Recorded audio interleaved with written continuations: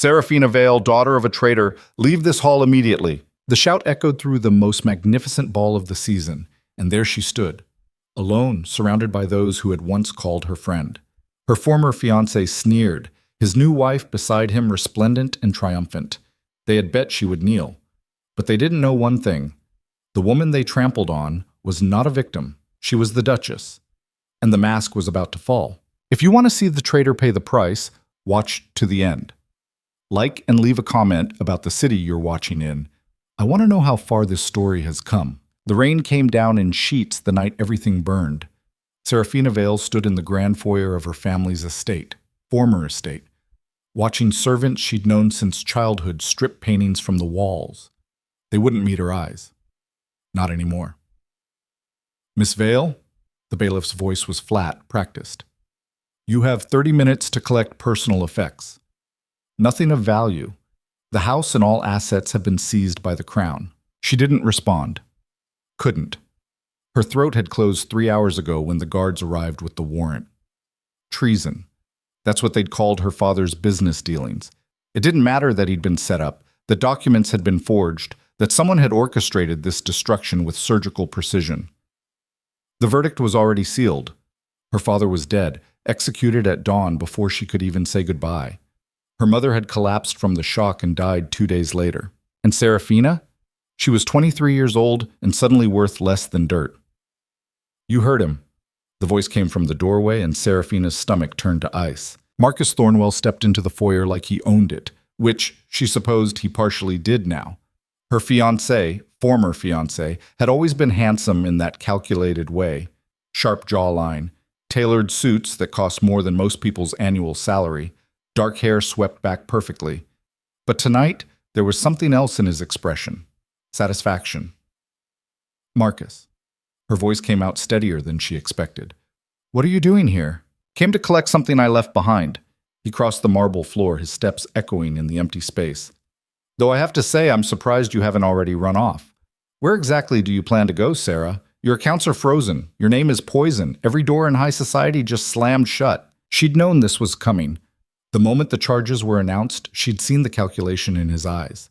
Marcus Thornwell didn't love her. He never had. He loved her connections, her family's influence, her dowry. Strip those away and she was nothing to him. The engagement, she said quietly. You're ending it. Ended it. He pulled the folded document from his jacket. Official annulment. Signed this morning. I'm sure you understand. I have a career to think about. Can't be associated with traitors. Something hot and sharp twisted in her chest, but Seraphina kept her face blank. She'd learned that from her father. Never let them see you break. Of course, she said. I understand perfectly. Marcus's eyes narrowed slightly, like he'd expected more of a reaction. Tears, maybe. Begging. The thought seemed to disappoint him. You should know, he continued, moving closer. I'm engaged again. Helena Ashford. We're announcing it next week. Helena, the daughter of a shipping magnate, pretty, vapid, and rich as sin. Seraphina had met her at parties, the kind of woman who laughed too loud at men's jokes and spent more on a single dress than most families earned in a year. Congratulations, Seraphina said flatly. Helena wanted me to tell you herself, but I thought that might be cruel. Marcus smiled, and it didn't reach his eyes. We'll be married within the month. I'm sure you'll hear about it, assuming you're still in the city. Though honestly, Sarah, you should leave. There's nothing left for you here. The bailiff cleared his throat. 20 minutes, Miss Vale. Marcus turned to leave, then paused at the door. For what it's worth, I did care about you, but you have to understand, I can't throw my life away on someone who's already drowning. You're a beautiful tragedy now, and tragedies don't have happy endings. Then he was gone, and Seraphina was alone with strangers dismantling her entire world piece by piece. She left with a single bag. Everything else, the jewels, the dresses, the books she'd collected since childhood, belonged to the crown now. They'd even taken her mother's wedding ring right off her finger while she was still warm in the grave. The rain had stopped, but the streets were slick and dark. Seraphina walked without direction, her shoes ruined within the first block. She had nowhere to go. No relatives who'd risk their reputation by taking her in. No friends brave enough to answer her letters. You're a beautiful tragedy now, Marcus's words circled in her head like vultures. She ended up in the warehouse district, where the buildings sagged and the air smelled like rot and industrial waste. A woman alone shouldn't be here after dark, but Seraphina found she didn't particularly care. What was the worst that could happen? She'd already lost everything. "You lost, sweetheart?" 3 men materialized from an alley, drunk, probably, definitely dangerous. Seraphina stopped walking. She was too tired to run, too numb to be properly afraid. "I don't have any money," she said clearly. "Don't look like you got money," the closest one said, grinning. "But maybe you got something else worth taking." He reached for her, and Seraphina's hand moved on instinct. Her fist connected with his throat. Not hard enough to do real damage, but enough to make him stagger back, gasping. Her father had insisted she learn self-defense. "Just because we're nobility doesn't mean we're immune to danger," he'd said. She'd thought he was being paranoid. Turned out he was right about a lot of things. The other 2 men moved in, and Seraphina braced herself. She could take one, maybe. Not 3. This was going to hurt. "I believe the lady said no." The voice came from behind her, deep, cold, and carrying the kind of authority that made grown men hesitate. Seraphina turned. A man stood there in the shadows, tall and broad-shouldered, dressed in dark clothes that seemed to absorb the lamplight. She couldn't make out his face clearly, just the sharp line of his jaw and eyes that reflected light like a predator's. "Walk away," he said to the men. It wasn't a request. They looked at each other, seemed to reconsider their life choices, and melted back into the darkness. Seraphina exhaled slowly. "Thank you. What's a woman like you doing in a district like this?" The man stepped closer, and she caught her first good look at him. Mid-30s, she guessed. A face that was more harsh than handsome. Strong bones, a mouth set in a permanent line of displeasure, a scar cutting through his left eyebrow. But it was his eyes that stopped her, gray, sharp, and assessing. The kind of eyes that saw everything. "Walking," she said, "at midnight, alone. In clothes that mark you as high society even if they are wet and ruined." He tilted his head. "Running from something?" "Running would imply I have somewhere to go." His expression didn't change, but something flickered in those gray eyes. Recognition, maybe, or understanding. "Seraphina Vale," he said. Not a question. Of course he knew. Everyone knew. The scandal had spread through the city like wildfire. "If you're here to mock me, get in line," she said tiredly. "I've had a very long day." "I'm not here to mock you." He paused. "I'm here to offer you a choice." She almost laughed. "What choice? I have nothing left. No money, no home, no name worth claiming." "Exactly." He stepped closer, close enough that she could see the fine details of his face, the silver threading through his dark hair at the temples, the way his coat was cut by an expert tailor despite its somber color. "Which means you have nothing left to lose, and that makes you dangerous." "Dangerous?" Now she did laugh, and it came out bitter. "I'm ruined, powerless." "How exactly am I dangerous?" "Because you're desperate, and desperate people do extraordinary things when given the opportunity." He held out a hand. "My name is Kalin Ashford, Duke of Northmere, and I have a proposal for you." Seraphina stared at him. Duke of Northmere. Everyone knew that name. He was a war hero, a political force, a man who controlled half the military and more wealth than some small countries. He was also notoriously reclusive, hadn't attended a social event in years. Rumor said he'd been scarred in the war, not just physically, and had returned different, harder. "What kind of proposal?" she asked warily. "Marriage." The word hit her like cold water. "You're insane." "Pragmatic," he corrected. "I need a wife. Society expects it, and there are political advantages to having a duchess. But I have no interest in the usual arrangement. No love, no romance, no pretense of happiness. Just a contract. You play the role in public. In private, you live your own life." "Why me?" She shook her head. "I'm ruined. Marrying me would be social suicide. I don't particularly care what society thinks. And your ruin is precisely why you're perfect." Kalen's voice was measured, clinical. "You understand betrayal. You won't have illusions about loyalty or love. And you need protection, which I can provide." "Protection from what?" "From whoever destroyed your family." He watched her face carefully. You didn't think it was an accident, did you? Your father's downfall? Someone wanted the Vale family eliminated. They wanted it badly enough to forge documents, bribe officials, and orchestrate an execution. That kind of coordination requires power, resources. The work isn't finished, Miss Vale. You're still a loose end. Her blood turned cold. What are you talking about? Think about it. Your father dies. Your mother dies. But you, the daughter who might ask questions, who might investigate, who might seek justice, you survive. Convenient, isn't it? They're letting you twist in the wind, waiting to see if you'll become a problem. He paused. Marry me, and you become untouchable. No one will dare move against the Duchess of Northmere. You'll have time to breathe, time to think, time to plan. Plan what? Whatever you want. His smile was thin and cold.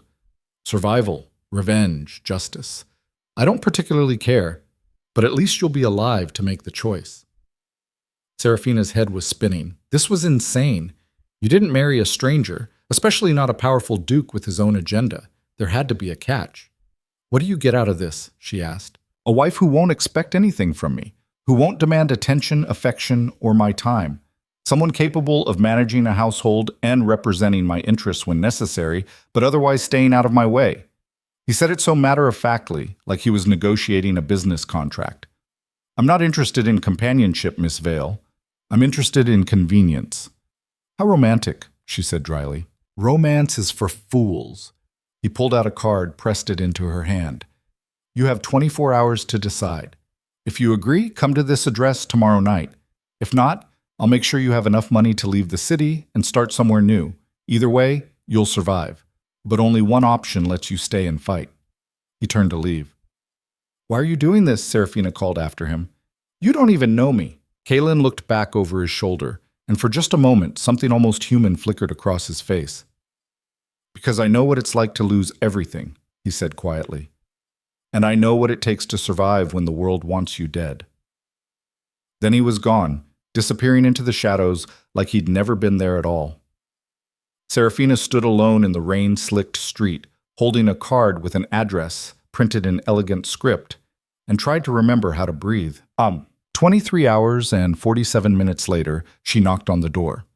The townhouse was in the old quarter, respectable but not flashy, the kind of place that didn't draw attention. A butler answered, took one look at her worn dress and ruined shoes, and somehow managed not to react. Miss Vale, I presume. His Grace is expecting you. This way. She followed him through halls decorated with military precision. No excessive ornament, every piece of furniture functional rather than decorative. It felt like walking through a fortress disguised as a home. Kalen was in his study, standing by the window with a glass of whiskey. He didn't turn when she entered. You came, he said. I don't have many other options. No, you don't. He finally looked at her, and his expression was unreadable. Have you decided? Seraphina had spent the last 24 hours in a rented room that smelled like mildew, eating stale bread and trying to figure out if she wanted to keep living. The answer, surprisingly, was yes. Not because she had hope, not because she believed in happy endings, but because somewhere beneath the grief and shock and bone-deep exhaustion, there was something else. Anger, raw, burning, focused anger at everyone who'd betrayed her, at Marcus for his cowardice, at society for its cruelty, at whoever had orchestrated her father's death. They tried to break her. They tried to erase her, and she was done letting people make her a victim. I have conditions, she said. Kalen's eyebrow rose slightly. Go on. I want access to resources, money, connections, information. If I'm going to play the Duchess, I want the tools that come with it. Agreed. And when I find whoever destroyed my family, you don't interfere. Whatever I choose to do about it, you let me handle it. As long as it doesn't damage my political standing, I have no objection to your vendetta. He set down his glass. Anything else? I want to know why. She stepped closer. The real reason you're doing this. Because convenience isn't enough. You're a duke. You could have any woman in the kingdom. Why choose someone ruined, someone with enemies? What do you actually get from this arrangement? For a long moment, Kalen just stared at her. Then, slowly, something like respect crossed his face. You're right. Convenience isn't the only reason. He moved to his desk, pulled out a folder, and tossed it to her. Open it. Inside were documents, letters, photographs. She scanned them quickly, her heart rate picking up as the pieces clicked into place. These are business dealings between your family and mine from years ago. Your father helped mine during the war, got supplies through blockades when no one else would. Probably saved my father's life, and by extension mine. Kalen's voice was flat. I wasn't in a position to repay that debt while I was deployed. By the time I returned, your father was already dead, so I'm repaying it now, to you. This is about honor, she said slowly. A debt. Call it whatever you want. The point is, I owe your bloodline. This arrangement clears that account. He paused. And yes, it's convenient, but it's not only convenience. Seraphina looked down at the documents in her hands, proof that her father had been a good man, that he'd helped people, that his death had been a vicious injustice. Something in her chest cracked open. Okay, she whispered. Okay? She looked up, and her eyes were dry and hard. I'll marry you. Just like that? Just like that. She set the folder on his desk. When? Tonight. I have a priest waiting in the chapel downstairs. We sign the documents, you become Duchess of Northmere, and tomorrow we make the announcement. He watched her carefully. Last chance to walk away, Miss Vale. Seraphina thought about Marcus, about Helena, about everyone who'd watched her fall and done nothing. She thought about her parents, buried without her present because she'd been too broken to function. She thought about the person who'd orchestrated all of it, probably sleeping soundly in their mansion, confident they'd won. I'm not walking anywhere, she said. Let's go get married. Whooped. The ceremony lasted 7 minutes. The priest looked uncomfortable, probably knew exactly who she was, but Kalen paid him enough to keep his mouth shut. They spoke vows that meant nothing, exchanged rings that were beautiful and cold, and signed papers that made it legal. And just like that, Seraphina Vale died. The Duchess of Northmere was born. What happens now? She asked as the priest scurried away. Now you disappear. Kalen handed her another card. There's a house on my northern estate. Remote, comfortable, fully staffed. You'll stay there for the next month while I handle the political fallout of this announcement. Society will lose its mind when they hear I've married you. Better if you're not in the city while that's happening. You're hiding me. I'm protecting you. There's a difference. He moved toward the door. In a month, we'll stage your first public appearance. By then, the shock will have worn off, and you'll be positioned as my duchess. Untouchable. Until then, stay out of sight. Read, rest, plan your next move, whatever you need. And you? I'll be managing the fallout. Trust me, it's going to be spectacular. He almost smiled. The Duke of Northmere doesn't do anything halfway. When I introduce you to society, it will be at the most important event of the season, and everyone who tried to bury you will be forced to bow. The Ashford Ball, Seraphina said slowly. That's in 5 weeks. Exactly. Now he did smile, and it was sharp as a blade. Helena Ashford's engagement celebration to Marcus Thornwell. Quite the venue for a resurrection, don't you think? And for the first time in days, Seraphina felt something other than grief. She felt anticipation. The northern estate was exactly what Kalen had promised. Remote, isolated, and surrounded by forests so thick they seemed to swallow sound. Seraphina arrived in the dead of night, exhausted from the carriage ride, her new wedding ring heavy and unfamiliar on her finger. The housekeeper, a stern woman named Mrs. Grimsby, met her at the door with a lantern and zero ceremony. Your Grace, she said, the title sounding strange applied to Seraphina. Your rooms are prepared. Breakfast is at 8. His Grace left instructions that you're not to be disturbed unless you request otherwise. Thank you. Mrs. Grimsby studied her for a moment, and Seraphina couldn't read her expression. Disapproval? Curiosity? Pity? If I may speak plainly, Your Grace, the staff here doesn't care about society gossip. You're the Duchess. That's all that matters to us. She paused. But the world beyond these gates? They'll tear you apart if you give them the chance. So don't.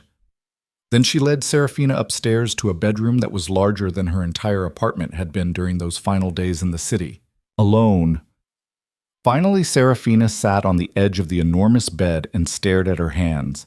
Married, to a man she'd met once, a man who'd married her out of obligation and convenience, a man who'd made it crystal clear he wanted nothing from her except the appearance of a wife. She should feel trapped. She should feel like she'd traded one prison for another. Instead, she felt something unexpected. Relief. Because for the first time in weeks, she was safe. Fed. Protected by a name that carried more weight than armies. And she had time to think. The next morning, Seraphina woke early and explored the estate. It was massive. 3 stories of dark stone and high windows, surrounded by manicured gardens that gave way to wild forest. The staff moved efficiently, greeting her with polite nods but keeping their distance. She got the impression they'd been instructed not to hover. In the library, a massive room lined floor to ceiling with books. She found what she was looking for. Records, ledgers, documents detailing Kalen's business dealings, political connections, and financial empire. He'd told her she'd have access to resources. Time to see if he meant it. She spent 3 days reading, taking notes, learning the landscape of power her new husband occupied.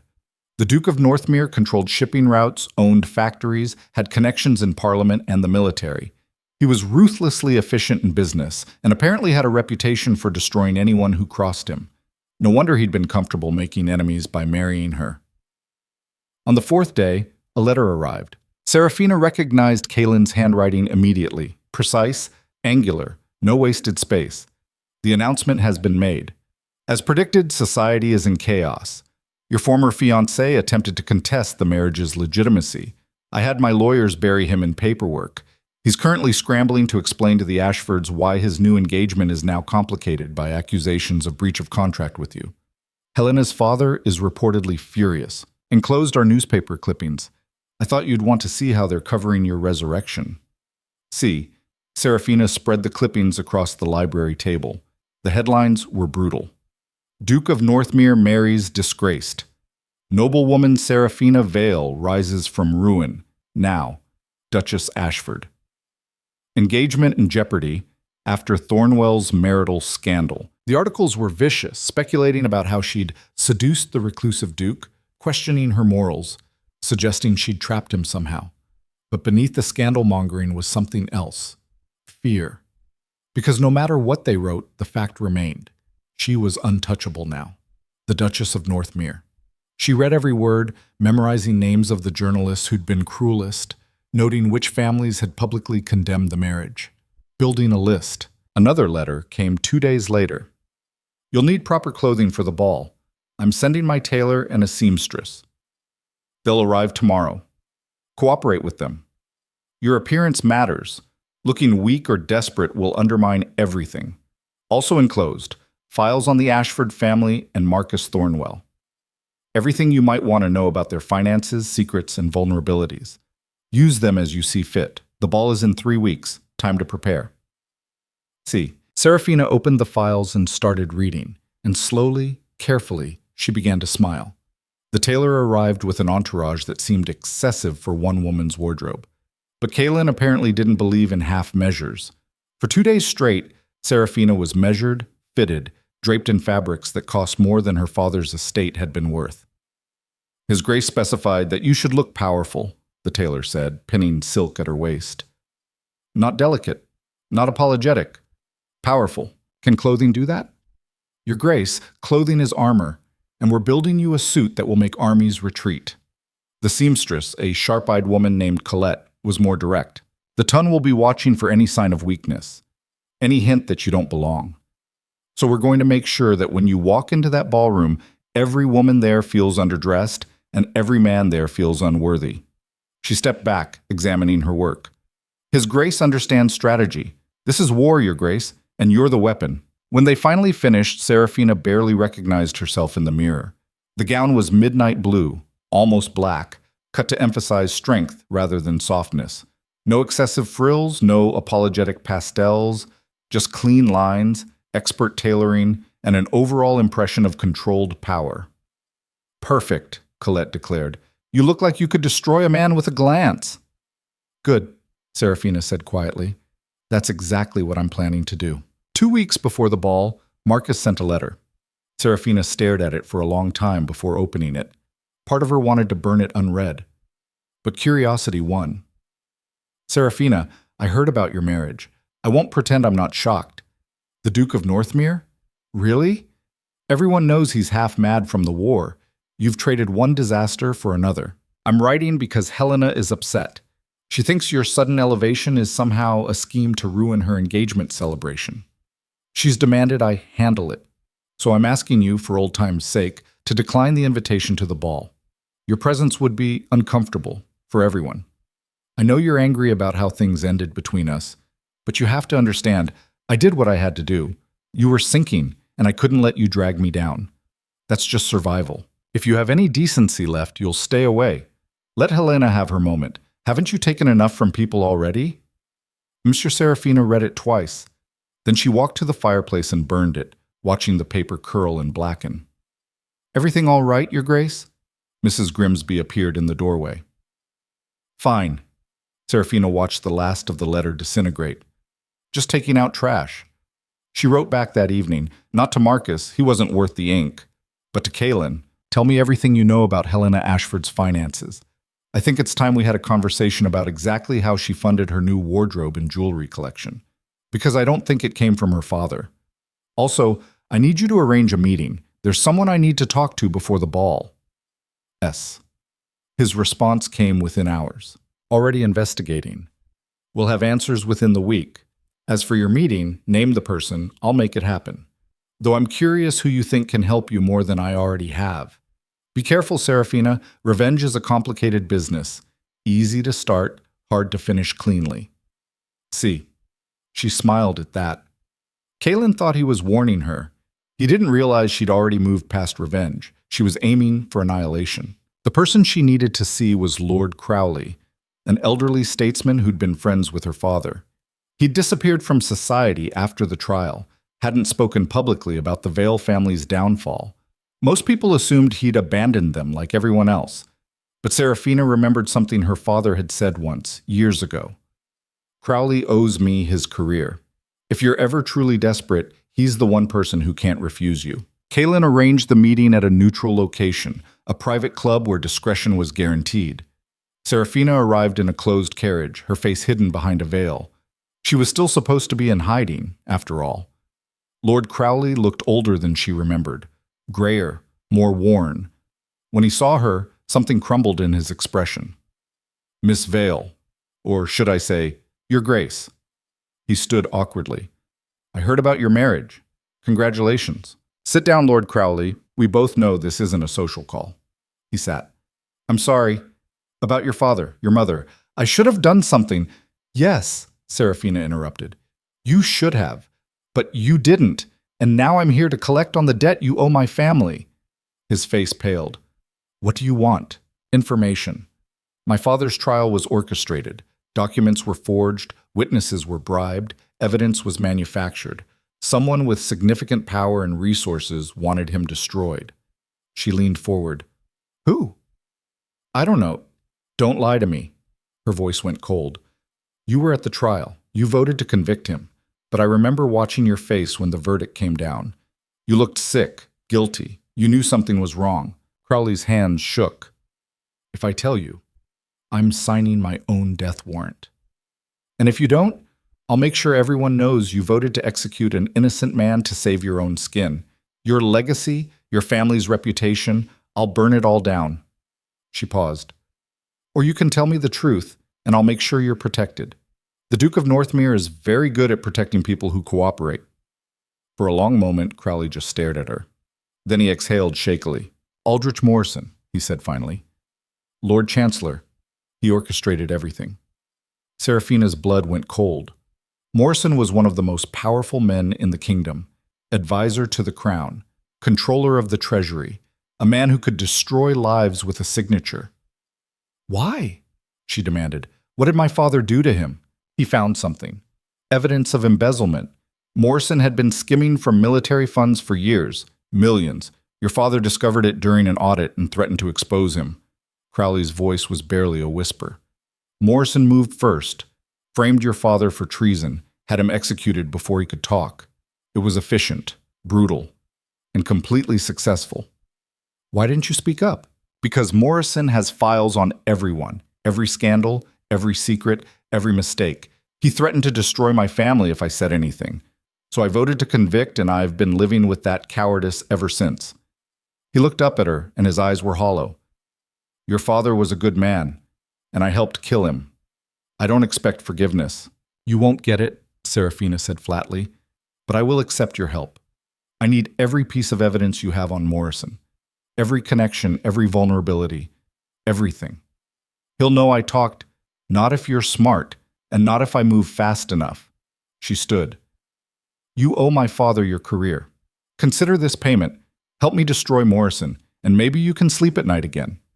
Crowley looked like he wanted to argue. Then he just nodded, defeated. I'll send you everything I have. Good. Seraphina moved toward the door, then paused. And Lord Crowley, if you're lying to me, or if you warn Morrison I'm coming, the Duke of Northmere has very creative ways of dealing with traitors. And unlike my father, I won't give you a quick death. She left him sitting there, looking 20 years older than when she'd arrived. The files Crowley sent were extensive. Evidence of Morrison's embezzlement, names of co-conspirators, details about offshore accounts and forged records. It was everything she needed, but it wasn't enough. Morrison was too powerful to take down with evidence alone. He had protectors, allies, people who'd defend him because their own survival depended on his. She needed to isolate him first, strip away his support, and she knew exactly how to start. Seraphina spent the next week making calls through Kaylin's network. Carefully, quietly, she began reaching out to Morrison's enemies, people he'd wronged, families he'd destroyed, politicians he'd outmaneuvered. She didn't reveal her plan. She just planted seeds, asked questions, made connections, and slowly she built an alliance. Kaylin noticed, of course. He sent a letter. You're moving pieces on a very dangerous board. Morrison has eyes everywhere. If he realizes you're targeting him before you're ready, he'll crush you. I hope you know what you're doing. See, she wrote back immediately. I know exactly what I'm doing, and when I'm finished, Morrison won't just lose his position. He'll lose everything, the same way my father did. Trust me. S. His response was a single line. I do. But be ready. The ball is in 3 days, and if Morrison is as dangerous as Crowley claims, he'll make a move soon. Seraphina read that and felt ice slide down her spine. Because Kaylin was right. Morrison would be at the ball. So would Marcus. Helena, the Ashfords, everyone who'd contributed to her destruction, and she was about to walk into a room full of predators with a target painted on her back. The night before the ball, she couldn't sleep. She paced her room, running through scenarios, trying to predict how things would unfold. Kaylin had promised to be there, to publicly claim her as his duchess. But after that, she'd be on her own. A knock at the door interrupted her thoughts. Mrs. Grimsby entered with a package. This just arrived from His Grace. He said you should open it immediately. Inside was a small velvet box and a note. You'll need this tomorrow. It was my mother's. She wore it when she faced down an entire council of lords who thought a woman had no place in politics. She won that fight. You'll win yours. Seraphina opened the box and found a necklace, a single large sapphire surrounded by diamonds hanging from a platinum chain. It was stunning and clearly worth more than most people's homes. But it wasn't the monetary value that made her throat tighten. It was the fact that Kaylin had given her something of his mother's, something that mattered. She put it on and looked in the mirror. The sapphire caught the light, cold and brilliant. I'm ready, she thought. Let them come. The day of the ball arrived gray and cold. Seraphina dressed slowly, methodically, like a soldier preparing for battle. The midnight blue gown, the sapphire necklace. Hair swept up to expose her neck. A deliberate choice. She wasn't hiding anymore. Colette had left final instructions. Walk like you own the room, because legally, as a duchess, you outrank most of the people there. Make them remember it. The carriage ride to the city felt surreal. Seraphina watched the landscape change from forests to farms to the dense urban sprawl of the capital. Somewhere out there, Marcus was preparing to celebrate his engagement. Helena was probably obsessing over decorations. Morrison was likely planning how to neutralize the threat she represented. None of them knew what was coming. Kaylin was waiting when her carriage arrived at the rally point, a discreet location 2 blocks from the Ashford mansion. He stepped out of his own carriage, looking every inch the war hero turned duke. Dark suit, military medals on his chest, that scar through his eyebrow somehow making him look more dangerous rather than damaged. "Nervous?" he asked. "Terrified," Seraphina admitted. "Good. Fear keeps you sharp." He offered his arm. "Ready to remind society who you really are?" She took his arm, feeling the solid muscle beneath the fabric. "Let's go ruin some lives." They walked the 2 blocks together, and Seraphina felt eyes on them immediately. People on the street stopping, staring, whispering. The Duchess of Northmere, back from the dead. The Ashford mansion was lit up like a beacon, music pouring from the open windows. Carriages lined the circular drive, depositing lords and ladies in their finest clothing. This was the event of the season, Helena's engagement celebration. Everyone who mattered was here, including every single person who'd helped destroy Seraphina's family. Kaylin's grip on her arm tightened slightly. Last chance to retreat. Not a chance. They approached the entrance.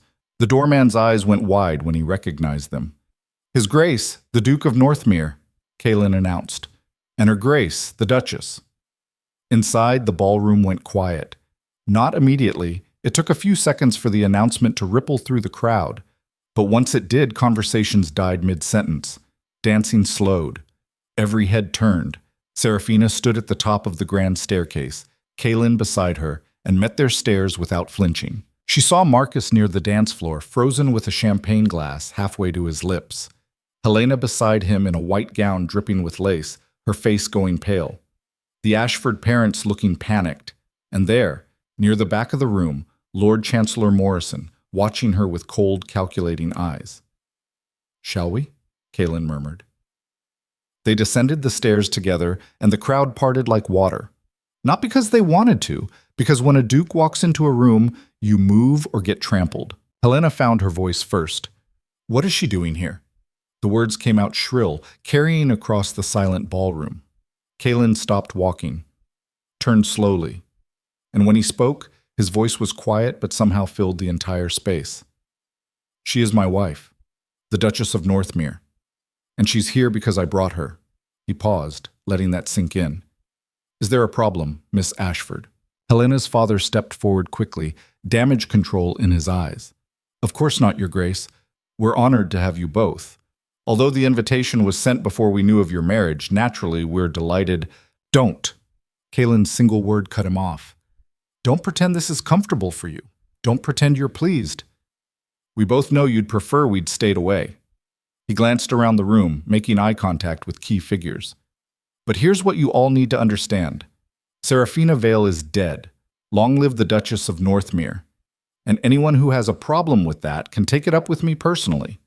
The threat in those words was unmistakable. Then Kaylin turned to Seraphina, his expression softening slightly. "I believe you have business to attend to?" She nodded.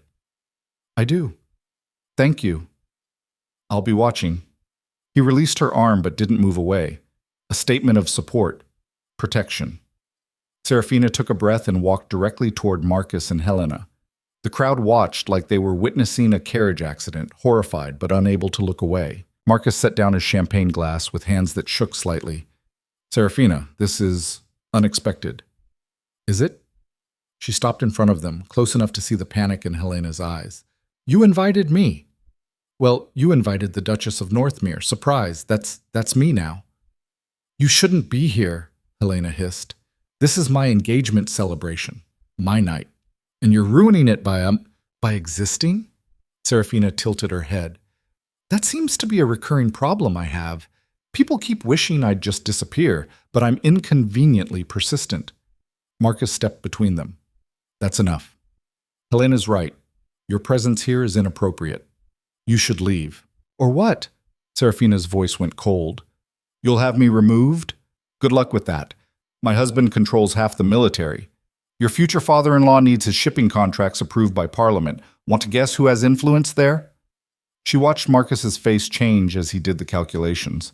She wasn't powerless anymore. She couldn't be dismissed or discarded. "What do you want?"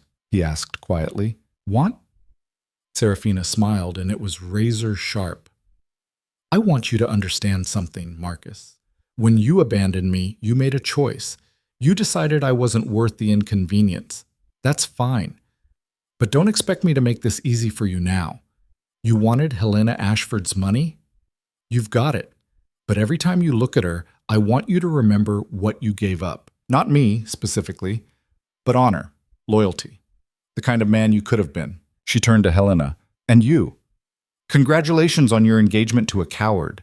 I hope you're very happy together, though I'd recommend a good accountant. Marcus is expensive to maintain. Helena's face flushed red. How dare you? Your Grace, Seraphina corrected softly. When you address me, you call me Your Grace. I may have fallen once, but I climbed back up higher than you'll ever reach. Remember that. She walked away, leaving them standing there, humiliated and furious. Behind her, the ballroom slowly came back to life. Conversations resumed, though now every single one was about her. And that's when Lord Chancellor Morrison made his move. He intercepted her near the refreshment table, his smile diplomatic and completely empty. Duchess, what a surprise to see you here. Seraphina turned and found herself face to face with the man who'd murdered her father. Up close, Morrison was smaller than she'd expected. Average height, graying hair, soft hands that had never done manual labor. But his eyes were sharp and cold. Lord Chancellor, she said evenly, I hear you knew my father. I did. Tragic what happened. Such a waste. A waste, she repeated. Interesting word choice. I'd have gone with injustice. Or perhaps murder. Morrison's smile didn't waver, but something flickered in his eyes. Careful, Duchess. Accusations of that nature are dangerous. Your father was tried and convicted fairly. Was he? She stepped closer, lowering her voice so only he could hear. Because I've been doing some reading, and I've discovered fascinating things about military budgets, discrepancies, missing funds, the kind of evidence that my father might have found if he'd been allowed to complete his audit. Morrison's face went blank. I have no idea what you're talking about. Don't you? Seraphina smiled. That's all right. You will soon. Because I have copies of everything, every forged document, every bribed official, every piece of evidence you thought you'd buried with my father. She paused. And I'm going to destroy you with it. For just a second, real fear flashed across Morrison's face. Then he recovered, leaning in close enough that she could smell his cologne. You have no idea what you're starting, girl. I've crushed better people than you. Your father thought he was untouchable, too. Look how that ended. My father was a good man who played by the rules, Seraphina said quietly. I'm not. I'm a woman with nothing left to lose and a very powerful husband who enjoys destroying his enemies. So tell me, Lord Chancellor, do you really want to find out what I'm capable of? Morrison stared at her for a long moment. Then he smiled, a cold, calculating expression. You just made the last mistake of your life, he whispered. Then he walked away, disappearing into the crowd. Seraphina's hands were shaking. She'd just declared war on one of the most dangerous men in the kingdom, in public, at a ball surrounded by witnesses. Kaelin appeared at her elbow. What did you just do? Something stupid, she admitted. How stupid? Morrison just threatened me. Kaelin's jaw tightened. We're leaving, now. But before they could move, the ballroom doors burst open. Royal guards flooded in, led by a captain in full uniform. Lord Chancellor Aldrich Morrison, the captain announced, by order of His Majesty the King, you are under arrest for treason and embezzlement of crown funds. The ballroom erupted into chaos. Morrison went white. This is absurd. I demand to know. We have extensive evidence, the captain interrupted, including signed testimony from Lord Crowley. You'll come with us. Now.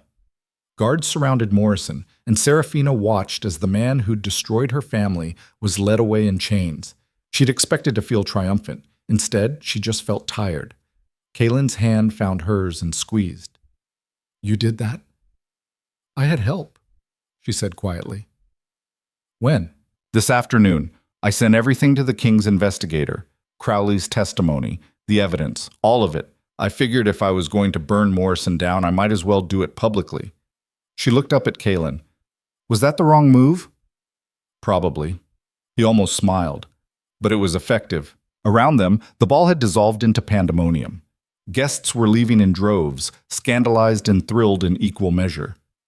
Helena was crying. Marcus looked like he might be sick. The Ashfords were frantically trying to salvage their party. And Seraphina just stood there, watching it all burn. Take me home, she said to Kalen.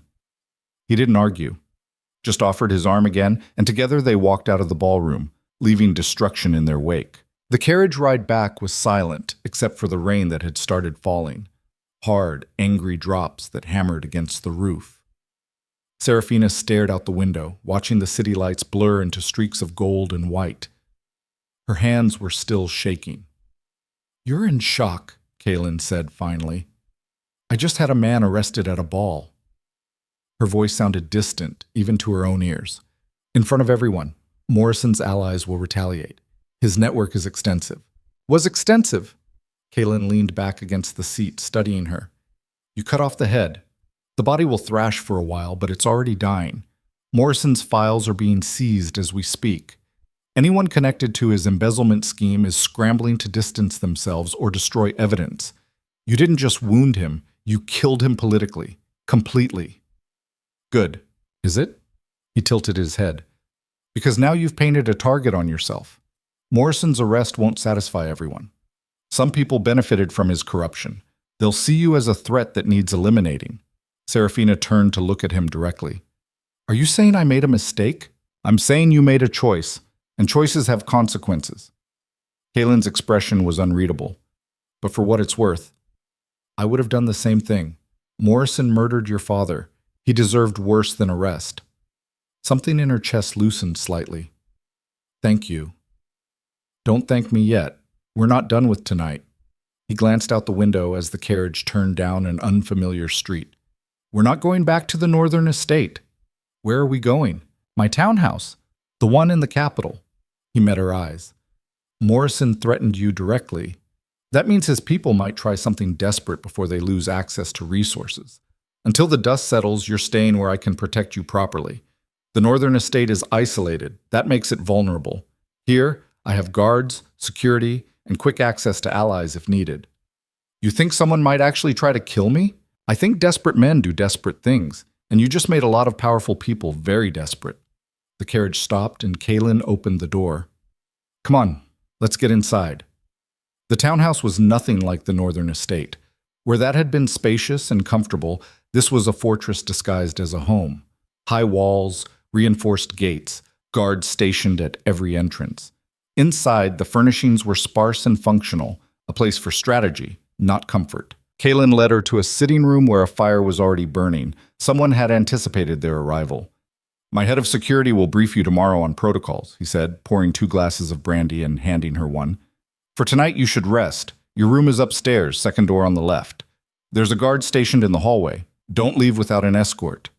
Seraphina took the brandy but didn't drink. "You're really worried." "I'm being realistic. Morrison didn't build his empire alone. He has partners, associates, people who owe him favors or share his guilt. Some of them will cut their losses and run. Others will fight back." He drank his own brandy in one swallow. "You're the witness who exposed him. That makes you a liability they can't afford to leave alive." "So what do we do?" "We?" Kalen raised an eyebrow. "This is your vendetta, Seraphina. I'm just providing the infrastructure. But you're involved now, by marriage, if nothing else." She set down her glass. "Morrison's allies will see you as complicit. They'll come after you too." "Let them try." There was something cold and final in his voice. "I've survived worse than corrupt politicians. But you're new to this kind of warfare. You took down Morrison using evidence and legal channels. That was smart. But his people won't play by those rules. They'll strike from shadows, use proxies, make it look like accidents. You're trying to scare me." "I'm trying to prepare you." He moved to the window, looking out at the rain-soaked street. "When you walked into that ballroom tonight, you stopped being Seraphina Vale. You stopped even being the Duchess. You became a symbol, a threat, proof that the corrupt can fall. That's dangerous. Because if you can bring down Morrison, who else might you target?" "Anyone who deserves it," Seraphina said quietly. Kalen turned, and for the first time since she'd met him, he almost smiled. "That's what I'm afraid of. You're not going to stop with Morrison, are you?" "Why should I? There are others. People who contributed to my father's death, who profited from his execution, who destroyed innocent lives for their own gain." She stood, moving closer to him. "You gave me resources and protection. Did you think I'd use them to play dress-up and host tea parties?" Honestly, I wasn't sure what you'd do. I thought you might spend a few months recovering, maybe quietly investigate, eventually move on. He studied her face. But you're not built that way. You're like your father. You see injustice and you can't let it stand, even when it's dangerous, even when it might destroy you. My father let it destroy him. He played by rules that his enemies ignored. I won't make that mistake. Seraphina held his gaze. I'm going to burn down every corrupt pillar holding up this kingdom's so-called high society. And if that makes me a threat, so be it. Then we're going to need a better plan than dramatic arrests at parties. Kaylin moved to a desk, pulled out maps and documents. If you're serious about this, about taking down multiple targets, we need strategy, resources, intelligence. Most importantly, we need to move before they organize a coordinated response. You're helping me. I married you. That makes this my fight, whether I like it or not. He spread the documents across the desk. Here. These are Morrison's known associates. I've been tracking them for years. Corruption in the military supply chain affects my business interests. I couldn't move against them openly without evidence. But you just changed the game. Morrison's arrest will make them panic. Panic makes people sloppy. We can exploit that. Seraphina moved to the desk, examining the documents. Names, titles, connections. A web of corruption that went deeper than she'd imagined. How long have you known about this? Years, since before my father died. Kaylin's jaw tightened. Morrison and his network have been bleeding the kingdom dry while men die in wars we can't properly supply. I've wanted them destroyed for a long time, just never had the right moment or the right leverage. And now you do? Now I have you. He looked at her, and his expression was complicated. A woman with nothing to lose and everything to gain, someone they underestimated. That's more valuable than armies, Seraphina, because you're not afraid to burn bridges. You've already lost everything. What's a little more destruction? She should have been offended. Instead, she felt understood. So what's our next move? We wait, Kaylin said. Morrison's arrest will trigger a chain reaction. His associates will scramble. Some will try to flee the country. Others will attempt to destroy evidence. A few might try to eliminate witnesses, meaning you. We watch, we document, and when they make mistakes, we strike. How long? Days. Maybe a week. He rolled up the documents. But tonight you sleep. Tomorrow, the real work begins. She wanted to argue, to plan more, to do something, but exhaustion was catching up to her, dragging at her bones.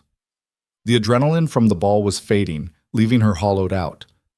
All right, she said. Tomorrow. But as she turned to leave, Kaylin's voice stopped her. Seraphina? She looked back. You did well tonight. Your father would have been proud. Something in her throat tightened painfully. She nodded, not trusting herself to speak, and left before he could see the tears she refused to let fall. The next morning brought chaos. Seraphina woke to shouting downstairs and the sound of multiple people moving urgently through the house. She dressed quickly and found Kaylin in his study surrounded by newspapers, his expression dark. What happened? He tossed her a paper. The headline screamed across the front page. Lord Chancellor Morrison found dead in custody. Apparent suicide. Seraphina's blood went cold. When? Sometime after midnight. Hanged himself with his own belt, according to the official report. Kaylin's tone suggested he didn't believe a word of it. Convenient timing. Now he can't testify about his associates. Can't name names or provide evidence beyond what we already have. You think someone killed him? I think someone made sure he couldn't talk. He stood, pacing. This is exactly what I was afraid of. His network is protecting itself. Morrison knew too much. He could have brought down dozens of people if he'd cooperated with investigators, so they silenced him. Then we use what we already have. The evidence I gave the king's investigator is gone. Kaylin cut her off, his voice grim. I sent someone to check this morning. The investigator's office was broken into last night. Files stolen, documents destroyed. They're claiming it was a random burglary, but we both know better. Seraphina felt the room tilt slightly. Everything? All the evidence? Everything you officially submitted, yes. But don't panic. I made copies. Multiple sets stored in different locations. I've been doing this long enough to know you never keep all your ammunition in one place. He pulled out a locked box from his desk. The question is, what do we do now? Morrison's death and the theft complicate things. Without his testimony, it's harder to connect his associates to specific crimes. Then we find another way. Seraphina's mind was racing. Morrison had files on everyone, right? Leverage he used to keep people in line. Those files have to be somewhere. If they existed, his people have already secured them. Maybe. Or maybe Morrison was smart enough to hide them somewhere his own associates couldn't access. Insurance, in case they ever turned on him. She looked at Kalen. Where would a paranoid embezzler hide his most dangerous secrets? Kalen considered this. Somewhere he could access easily, but others couldn't. Somewhere he controlled completely. His eyes widened slightly.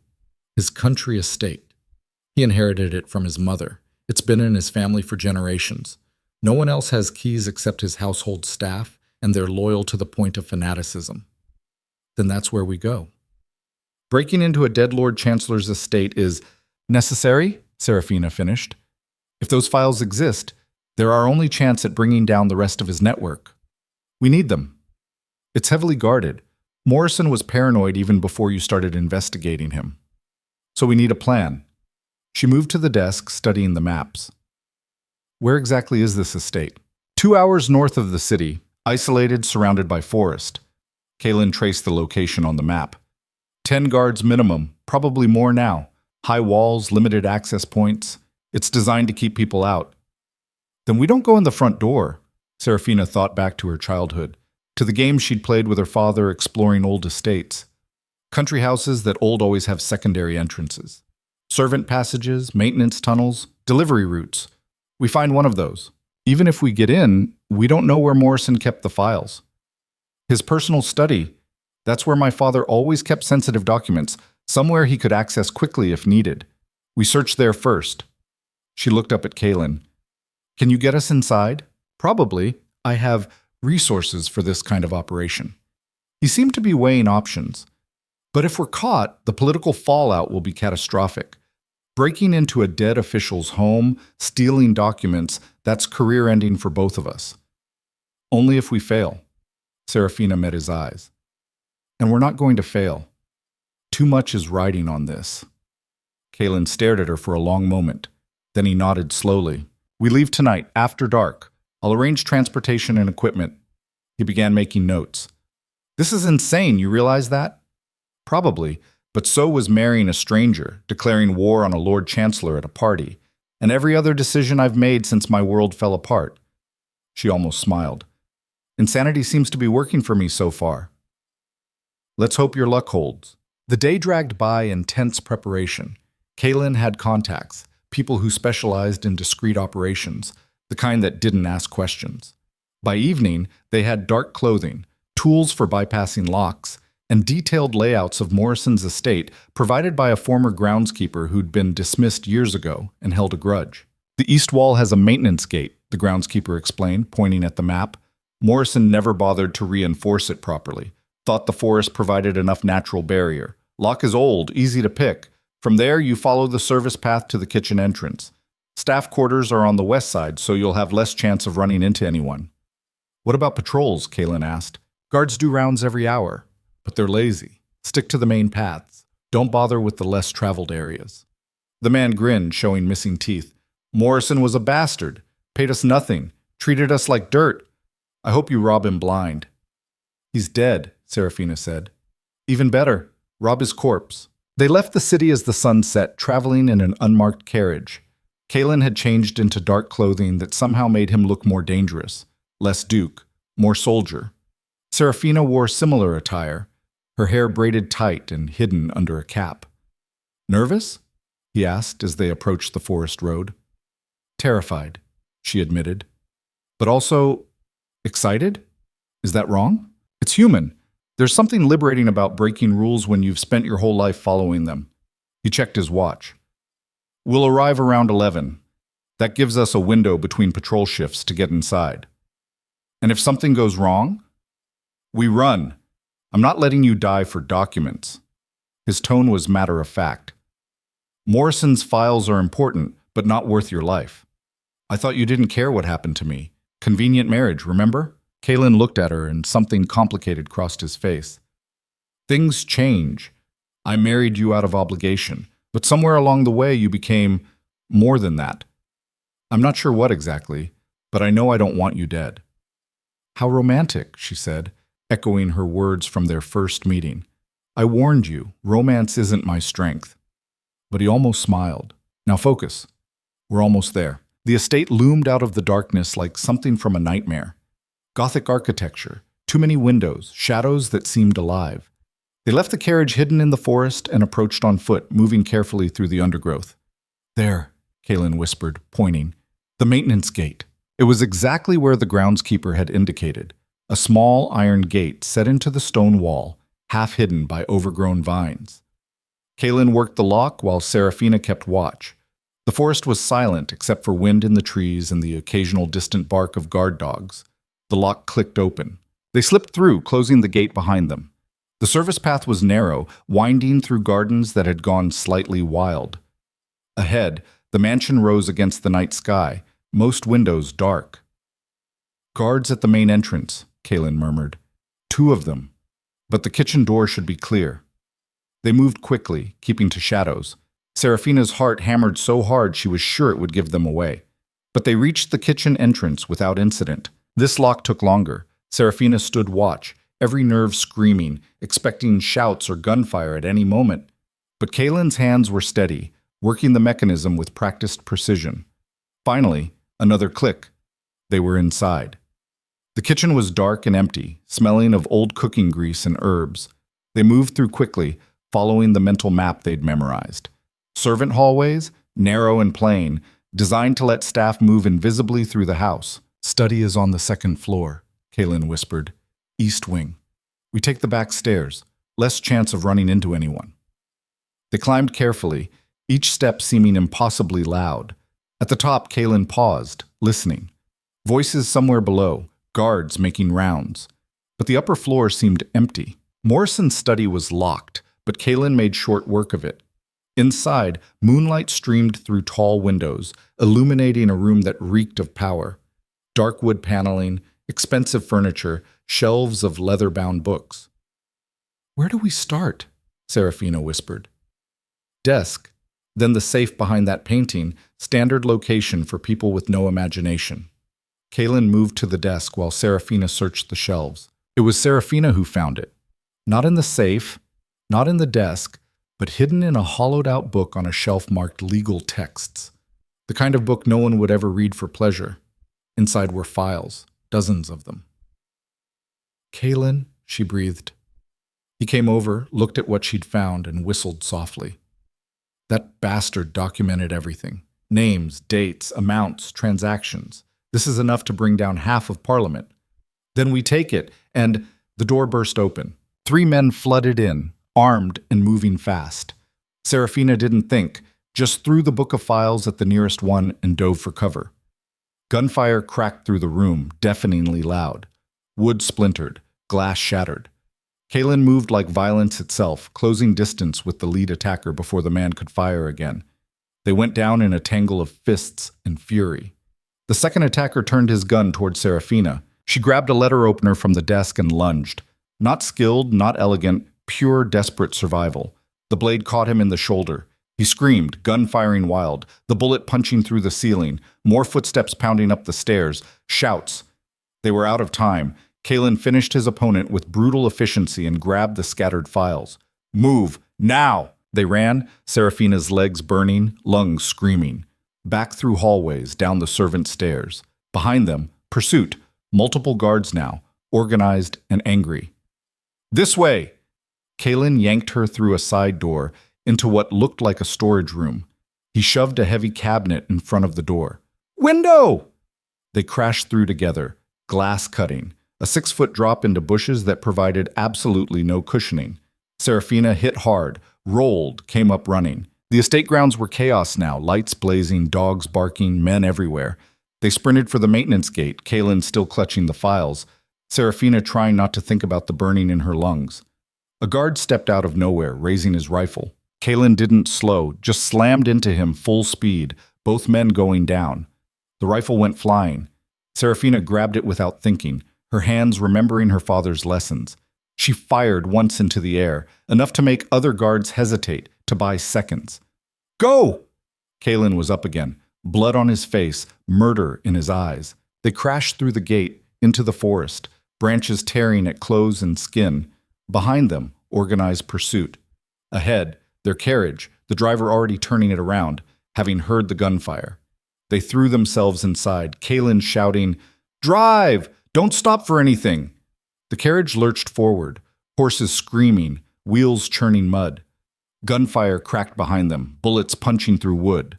The driver whipped the horses harder and they plunged into darkness. Seraphina pressed against the seat, trying to catch her breath, trying to process what had just happened. They'd gotten the files, but they'd been expected. Walked straight into a trap.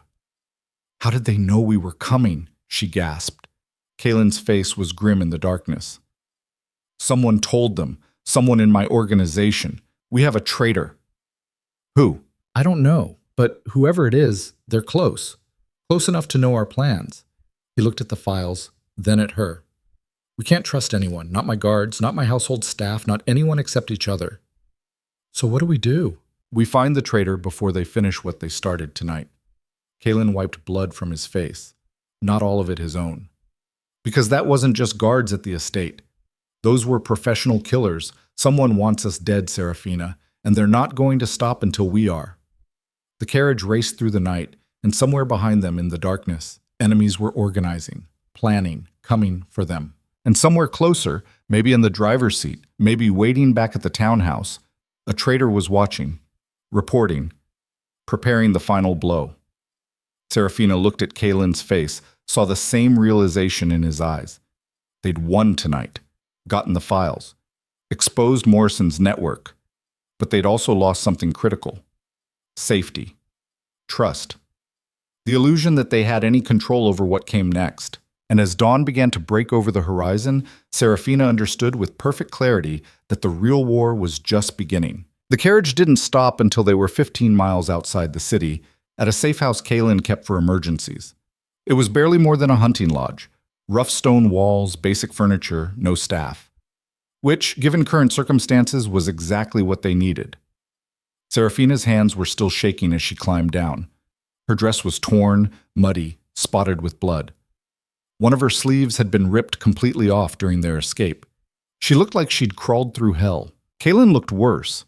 A cut above his eye was still bleeding. His knuckles were raw, and he moved with a stiffness that suggested bruised ribs at minimum. "Inside," he said curtly. "We need to secure those files and figure out our next move before whoever set that trap realizes we survived." The lodge was cold and dark. Kalen lit a fire while Seraphina spread the stolen documents across a wooden table. Even in the flickering firelight, the contents were damning.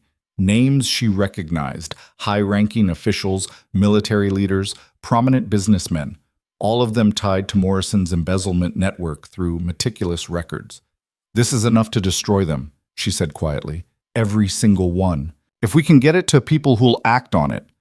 Kalen joined her at the table, his face grim in the firelight. "But first we need to identify the traitor. Someone knew we were going to Morrison's estate. Someone with access to our plans." "You said you only told your head of security, Thomas."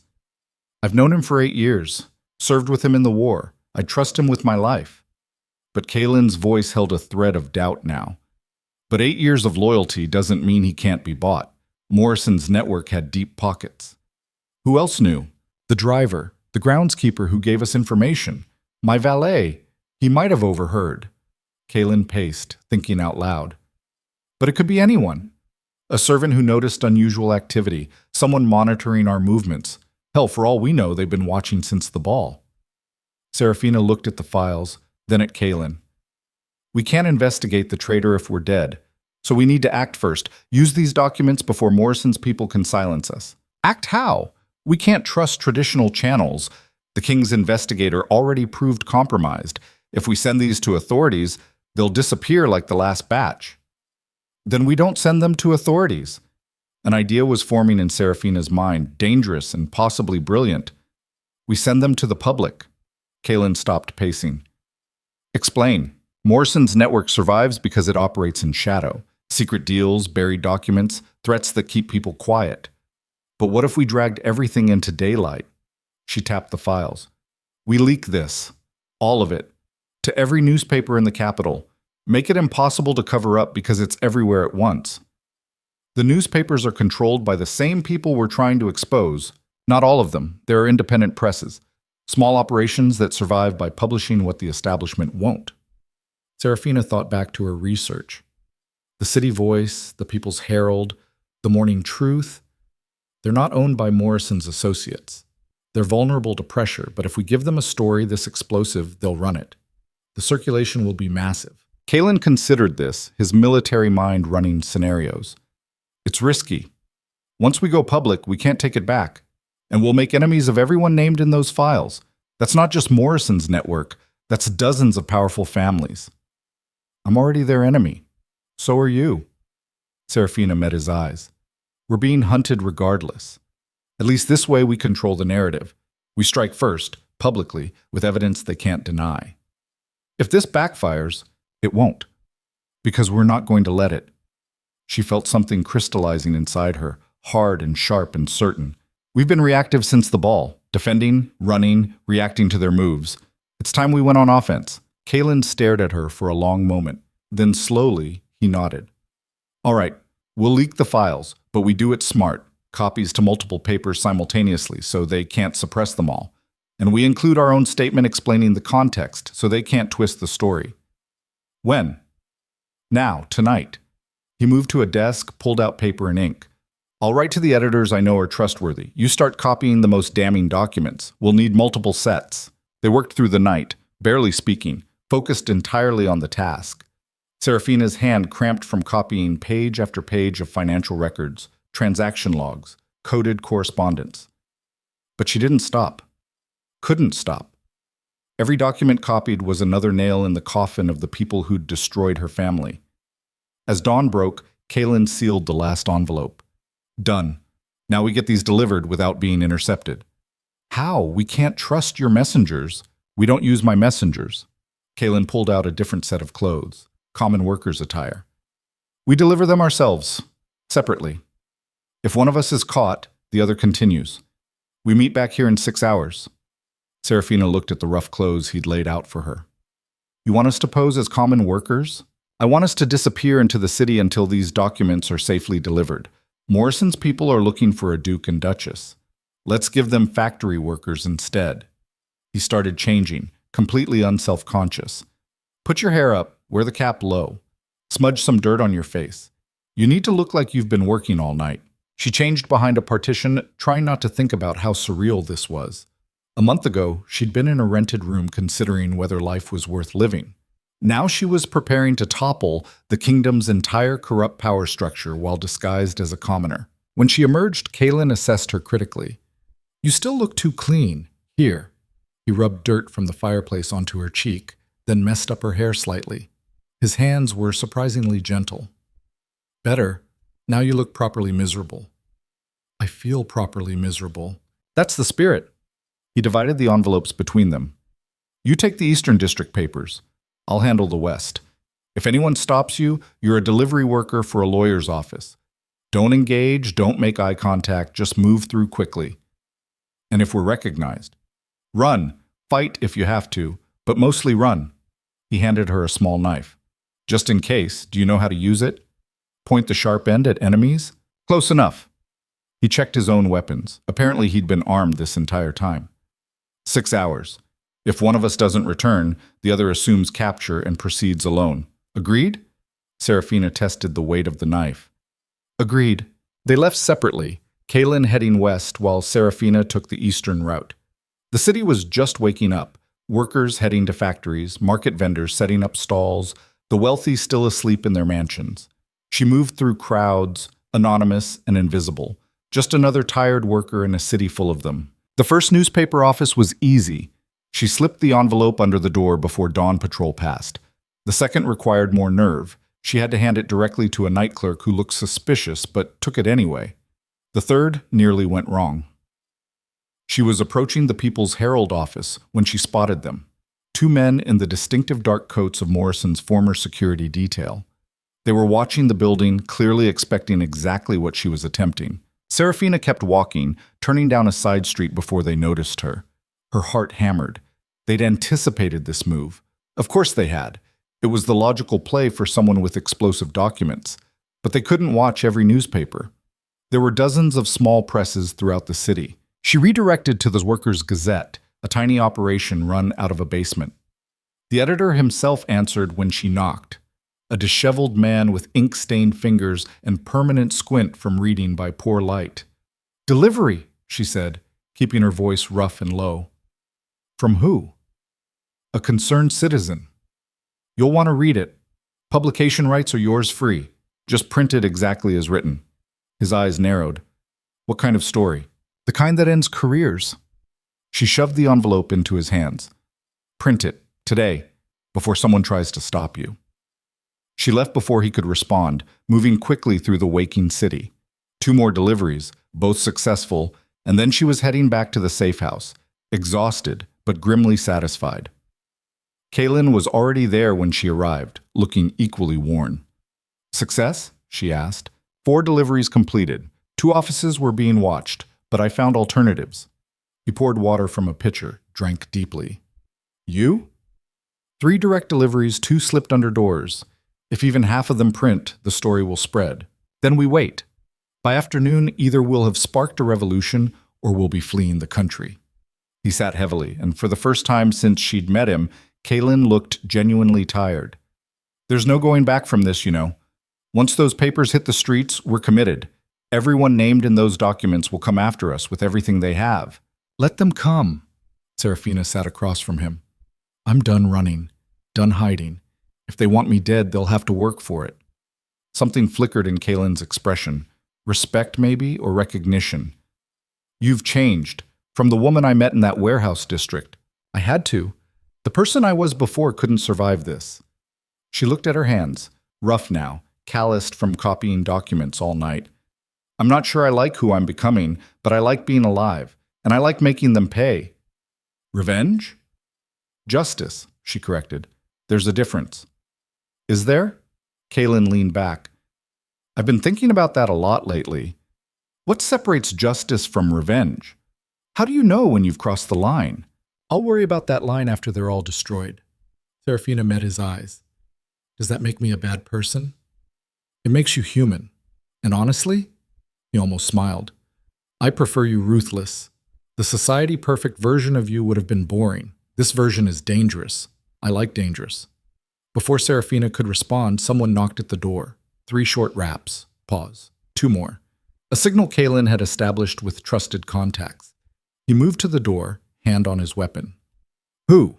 "Thomas, sir. I came alone."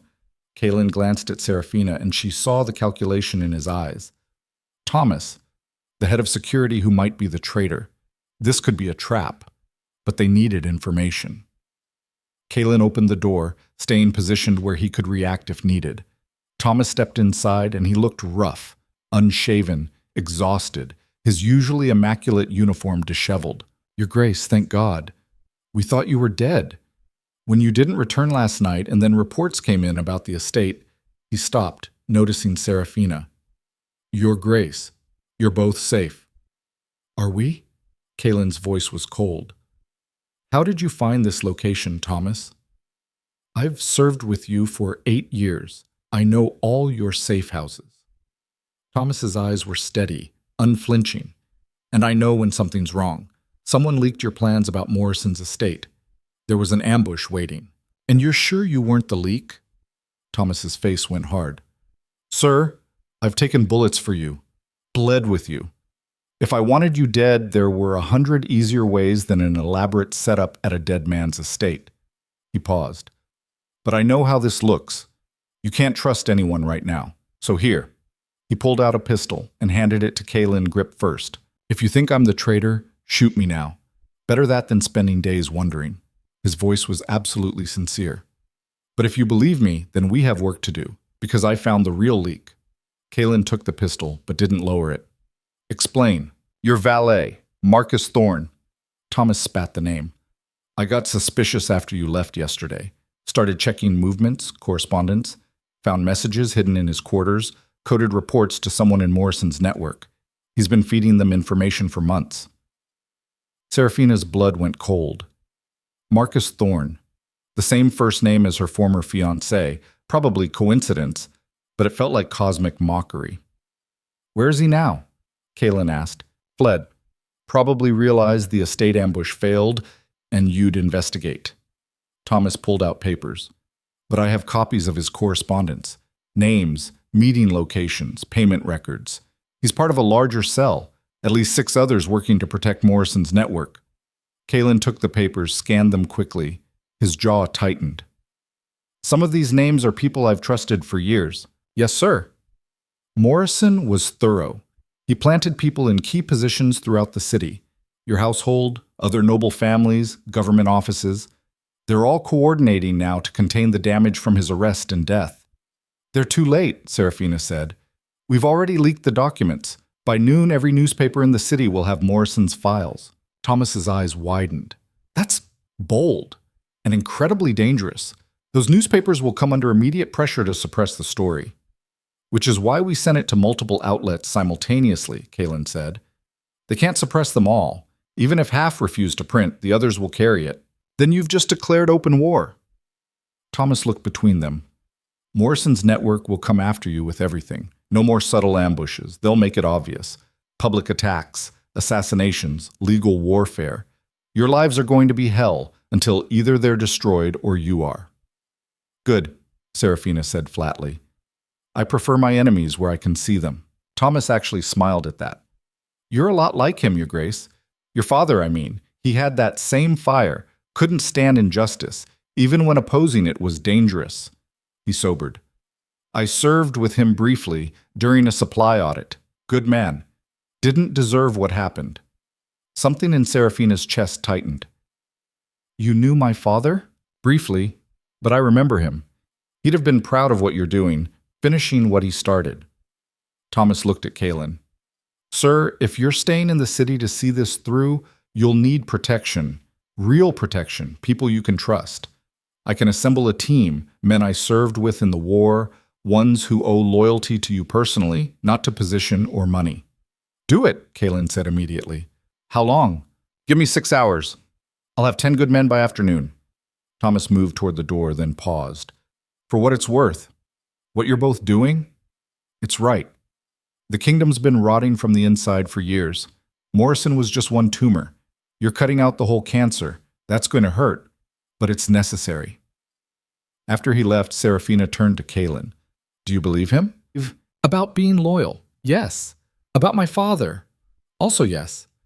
Thomas doesn't lie about things like that." Kaelin set down the pistol he'd been holding throughout the conversation.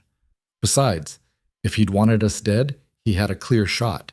Instead, he gave me a weapon and turned his back. So we trust him." "We trust him, but we verify everything he tells us, and we stay alert." Kaelin checked his watch. "The first paper should be hitting the streets soon. Let's find out if we just started a revolution or a bloodbath." They returned to the city carefully, separately again, meeting at a predetermined location, a coffee house in a working-class district where nobles would never venture. Seraphina arrived first, bought cheap coffee that tasted like burnt dirt, and waited. The first papers arrived at 11. The Workers' Gazette hit the streets with a special edition, and the headline screamed in bold type, "Corruption Exposed, Morrison's Network of Thieves." Seraphina bought a copy with shaking hands. The editor had printed everything, all the documents, all the names, accompanied by an editorial that pulled no punches about the rot at the kingdom's heart. And at the bottom, a note, "Documents provided by concerned citizens. Verified authentic by independent audit." By noon, 3 other papers had followed suit. Not the major establishment outlets, those stayed silent, probably receiving pressure from Morrison's allies. But the smaller presses, the ones with nothing to lose and everything to gain from explosive scandal, ran with it. The city erupted. Seraphina watched from the coffee house as people swarmed newsstands, buying every copy available. She heard conversations, outrage, shock, demands for accountability, workers who'd been sending sons off to wars while corrupt officials got rich, families who'd struggled while the powerful embezzled millions. The public rage was immediate and overwhelming. Kaelin arrived as the 4th paper hit the streets. He slid into the seat across from her, his expression carefully neutral, but she saw satisfaction in his eyes. "It's working," he said quietly. "More than working. Look." Seraphina nodded toward the street, where crowds were forming. Someone was giving an impromptu speech, reading from the leaked documents. They're organizing. This isn't just scandal, it's momentum for real change. The court will have to respond. The king can't ignore this level of public outcry. Kalen accepted coffee from a server who didn't recognize him under his working-class disguise. By tomorrow, there'll be arrests, trials, Morrison's entire network being torn apart piece by piece. Unless they strike back first. They will. But now they're doing it in full view of an angry public. That limits their options. He smiled coldly. We just changed the battlefield. They can't kill us quietly anymore. Any violence against us will look like confirmation of guilt. They're trapped. Seraphina felt something loosening in her chest. Not relief exactly, but a sense that the balance had finally shifted. For the first time since her father's death, she wasn't the one being hunted. She was the hunter. "What happens now?" she asked. "Now we watch them panic." Kalen pulled out a list. These are the names from Morrison's files that are most vulnerable. People who can't afford public scrutiny because their corruption is too obvious. I'm betting at least 3 of them try to flee the country within 48 hours. And we stop them? We make sure their departure is very public and very suspicious. Nothing says guilty like running. He handed her part of the list. Thomas's men will help us monitor. When someone moves, we tip off the press. Keep the story alive, keep pressure building. That's brilliant. That's warfare. You don't win battles by destroying the enemy. You win by making them destroy themselves. Kalen looked at her over his terrible coffee. Your father started this fight. Morrison thought killing him would end it. Instead, he just created you, someone with nothing to lose and everything to fight for. That was his fatal mistake. Seraphina thought about her father. The last time she'd seen him, 3 days before his arrest. He'd seemed distracted, worried. Now she understood why. He'd found evidence of Morrison's corruption and had been preparing to expose it. If he'd succeeded, he might still be alive. But he hadn't succeeded. He'd played by rules that his enemies ignored. She wouldn't make that mistake. By late afternoon, the first major casualty fell. Lord Pemberton, one of the names prominently featured in Morrison's files, was arrested attempting to board a ship to the continent. He had 3 trunks full of gold and documents that, according to early reports, proved his involvement in military supply fraud. The public reaction was savage. Crowds gathered at the docks, jeering as he was led away in chains. The newspapers printed special editions with his photograph and details of his theft. His family mansion was surrounded by angry citizens demanding the return of stolen funds. "One down," Kalen said when they heard. "At least 24 to go." The second arrest came that evening, Lady Blackwood, a society matron who'd used her position to funnel government contracts to companies she secretly owned. She tried to claim innocence, but Morrison's meticulous records proved otherwise. By nightfall, 6 people from Morrison's network were in custody. The king issued a statement calling for a full investigation and promising justice. Parliament was recalled for emergency session. The entire establishment was scrambling, and through it all, Seraphina watched from the shadows, anonymous in working-class clothes, seeing the fruits of her vengeance bloom like poisoned flowers. Thomas arrived at their rented room that evening with his assembled team, 10 hard-faced men who looked like they'd walked through fire and come out forged harder. Ex-military, every one of them, loyal to Kalen personally. Your Grace, Your Grace," Thomas introduced them efficiently. "These men know the situation. They're prepared to provide security until Morrison's network is dismantled completely, which, at current pace, might be sooner than expected." "Good work, Thomas," Kalen addressed the assembled men. "You know who we're facing. Corrupt officials with resources and desperation. They'll try to eliminate us to stop the investigation. Your job is to make sure that doesn't happen. Questions?" "Rules of engagement?" one man asked, a scarred veteran with cold eyes. "Defend with whatever force necessary, but we're not assassins. We're trying to restore the rule of law, not replace one corruption with another." Kalen paused. "Though if they strike first, you have permission to respond decisively." The men nodded, understanding. Shifts rotate every 6 hours. No one goes anywhere alone. Trust nothing and verify everything. Thomas distributed assignments. "And remember, we're protecting more than 2 people. We're protecting the chance to actually fix this broken system. After they dispersed to their positions, Seraphina found herself alone with Kaelin for the first time since morning. "We did it," she said quietly. "We actually pulled it off." "The first phase, yes. But this isn't over." Kaelin moved to the window, looking out at the city lights. "Morrison's network is falling, but there will be others. More corruption, more schemes. This kingdom has been rotting for decades. We've exposed one infection, but the patient is still sick. Then we keep fighting until it's clean. That could take years. I'm not planning to go anywhere." Seraphina joined him at the window. "This is my purpose now. Finishing what my father started. Making sure his death meant something." Kaelin looked at her, and his expression was complicated. "When I married you, I thought I was paying a debt, fulfilling an obligation. But you've become something more than that." "What?" "A partner. An equal." He paused. "Someone I actually respect. That's rare in my world." "How romantic," Seraphina said, but she was smiling slightly. "I warned you. Romance isn't my strength." But he smiled back. "Though I suppose protecting you from assassins and helping dismantle corrupt power structures is its own kind of courtship. Very unconventional. Would you prefer flowers and poetry?" "Absolutely not. This suits me better." She looked back at the city. "Do you think they'll try to kill us tonight?" "Probably. Morrison's remaining allies know their window is closing. Desperate people make desperate moves." Kaelin's hand rested casually near his weapon. "But we have good men watching, and we're not easy targets anymore." He was right. Over the next 3 days, 2 attempts were made, both clumsy, both unsuccessful. Morrison's network was falling apart, coordination breaking down as people scrambled to save themselves. What had been a sophisticated corruption machine was now just a collection of panicked criminals. By the end of the week, 15 arrests had been made. The king ordered a special tribunal to investigate all charges. Parliament passed emergency legislation to prevent future embezzlement, and throughout it all, public pressure remained intense, driven by newspapers that kept the scandal front-page news. Seraphina watched it unfold with grim satisfaction. Her father had been vindicated, Morrison's network destroyed. Justice, however delayed, was being served, but there was still one loose end: Marcus Thornwell. He'd stayed quiet during the chaos, probably hoping to avoid attention. But Seraphina hadn't forgotten. He'd abandoned her when she fell, married Helena Ashford for her money. He didn't deserve peace. "I need to handle something," she told Kaelin on the 8th day after the leaks. "Marcus?" She shouldn't have been surprised he'd figured it out. "Yes." "What are you planning?" "Nothing violent, just a conversation. He needs to understand that his cowardice has consequences." Kaelin studied her. "Want backup?" "No, this is personal." "All right, but take one of Thomas's men, just in case."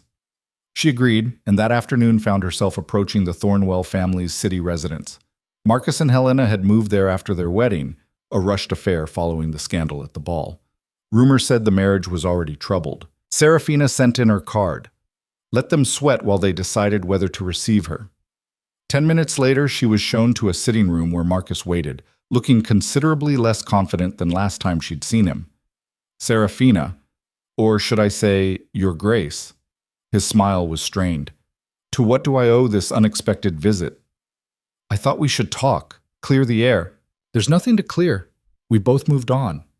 But his hands were shaking slightly as he poured brandy. "You got what you wanted. Marriage to a duke, power, revenge on Morrison. Congratulations." "Is that what you think this was about? Getting a better husband than you?" Seraphina almost laughed. "Marcus, you were always so focused on social climbing that you missed the actual point." "Which is?" "This was never about replacing you. It was about surviving, building something from nothing, standing up to people who thought they could destroy me." She moved closer.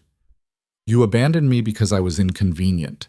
Fine, but don't pretend that was some strategic choice. It was cowardice. Pure and simple." Marcus's face flushed. "I did what I had to do. You did what was easy. There's a difference." Seraphina looked around the expensive room. "How's married life treating you? Helena happy?" "That's none of your concern." "You're right, it's not. But I wanted you to see something." She pulled out a document. "Recognition from the king. Official pardon and apology for my father's wrongful execution. His name cleared. His estate being restored to my family. Everything you thought was destroyed? It's coming back. She watched him process that, saw the realization dawn that he'd bet on the wrong side. So you came here to gloat. I came here to make sure you understand. You chose money and safety over honor, and in the end, you lost both. Helena's father is facing investigation for his business dealings with Morrison. Your new family fortune is built on fraud. Within a month, you'll probably be defending against charges of complicity. Marcus went pale. I had nothing to do with Ashford's business. Doesn't matter. You married into it. You'll be tainted by association regardless. Seraphina moved toward the door. I hope it was worth it, Marcus. The comfort, the security, the money. Because it cost you everything that actually mattered. And I want you to remember, every time you look at Helena, every time you touch that corrupted wealth, that you could have had something real instead. You could have stood by me, but you chose this. She left him standing there, looking 20 years older than his age. The guard Thomas had sent was waiting outside. Everything all right, Your Grace? Perfect, Seraphina said. Take me home. Home. She realized she meant Kaylin's townhouse. Somehow, in the chaos of the last few weeks, that had become home. Not the northern estate, not the Vale family mansion that no longer existed, but wherever Kaylin was. That was unexpected. When she returned, Kaylin was in his study reviewing documents with Thomas. They both looked up as she entered. How did it go? Kaylin asked. Exactly as needed. Seraphina poured herself wine. Marcus Thornwell understands now that cowardice has a price. I don't need to ruin him further. He's doing an excellent job of that himself. Good, because we have bigger problems. Kaylin pushed a paper across his desk. The tribunal issued its final report. 23 arrests total. Full corruption network exposed. Your father's name officially cleared with honors. Seraphina took the paper with shaking hands. There it was, in official writing. Edmund Vale, loyal servant to the crown, wrongfully accused and executed. Posthumous recognition of his service. Formal apology. Everything she'd fought for. We won, she said quietly. You won, Kaylin corrected. Boy, this was your battle. I just provided logistics. We won, she repeated firmly. Together. For a moment, something passed between them. Acknowledgement, respect, partnership. Whatever their marriage had started as, it had become something real. Thomas cleared his throat diplomatically. If I may, Your Graces, there's one more matter. The king has requested your presence at court, tomorrow. He wants to personally thank you for exposing the corruption and to discuss your father's restored estate. Seraphina felt her heart skip. Court, where everyone who'd mocked her, abandoned her, destroyed her would now have to bow. Tell His Majesty we'd be honored, Kaylin said. Then to Seraphina, ready for your official debut as Duchess? No more hiding, no more working-class disguises. Tomorrow you walk into that throne room as exactly who you are. And who is that? The woman who refused to die, who turned betrayal into power and humiliation into victory. Kaylin's smile was sharp and proud. The woman who reminded this kingdom that the corrupt can fall, that justice, however delayed, will eventually come. Seraphina looked at the official document clearing her father's name, then at Kaylin, then at Thomas standing guard like a promise of safety. She'd started this journey with nothing but rage and a desperate marriage. Now she had power, recognition, allies, and something that felt dangerously like hope. Tomorrow then, she said, let's show them what happens when you try to destroy the wrong woman. The morning of the court presentation, Seraphina woke before dawn. She'd barely slept, not from nerves exactly, but from anticipation. Today would be the final piece falling into place. The moment when everyone who'd destroyed her family would have to witness her resurrection. Colette arrived at 7 with an entourage of assistants, carrying garment bags that looked expensive enough to fund a small army. Your Grace. The seamstress assessed Seraphina with a critical eye. Today you don't dress for a party or a scandal. Today you dress for history. When people tell stories about this moment 50 years from now, I want them to describe what you wore with reverence. The gown she'd created was a masterpiece. Deep burgundy silk that caught the light like liquid rubies, cut in severe lines that emphasized strength rather than delicacy.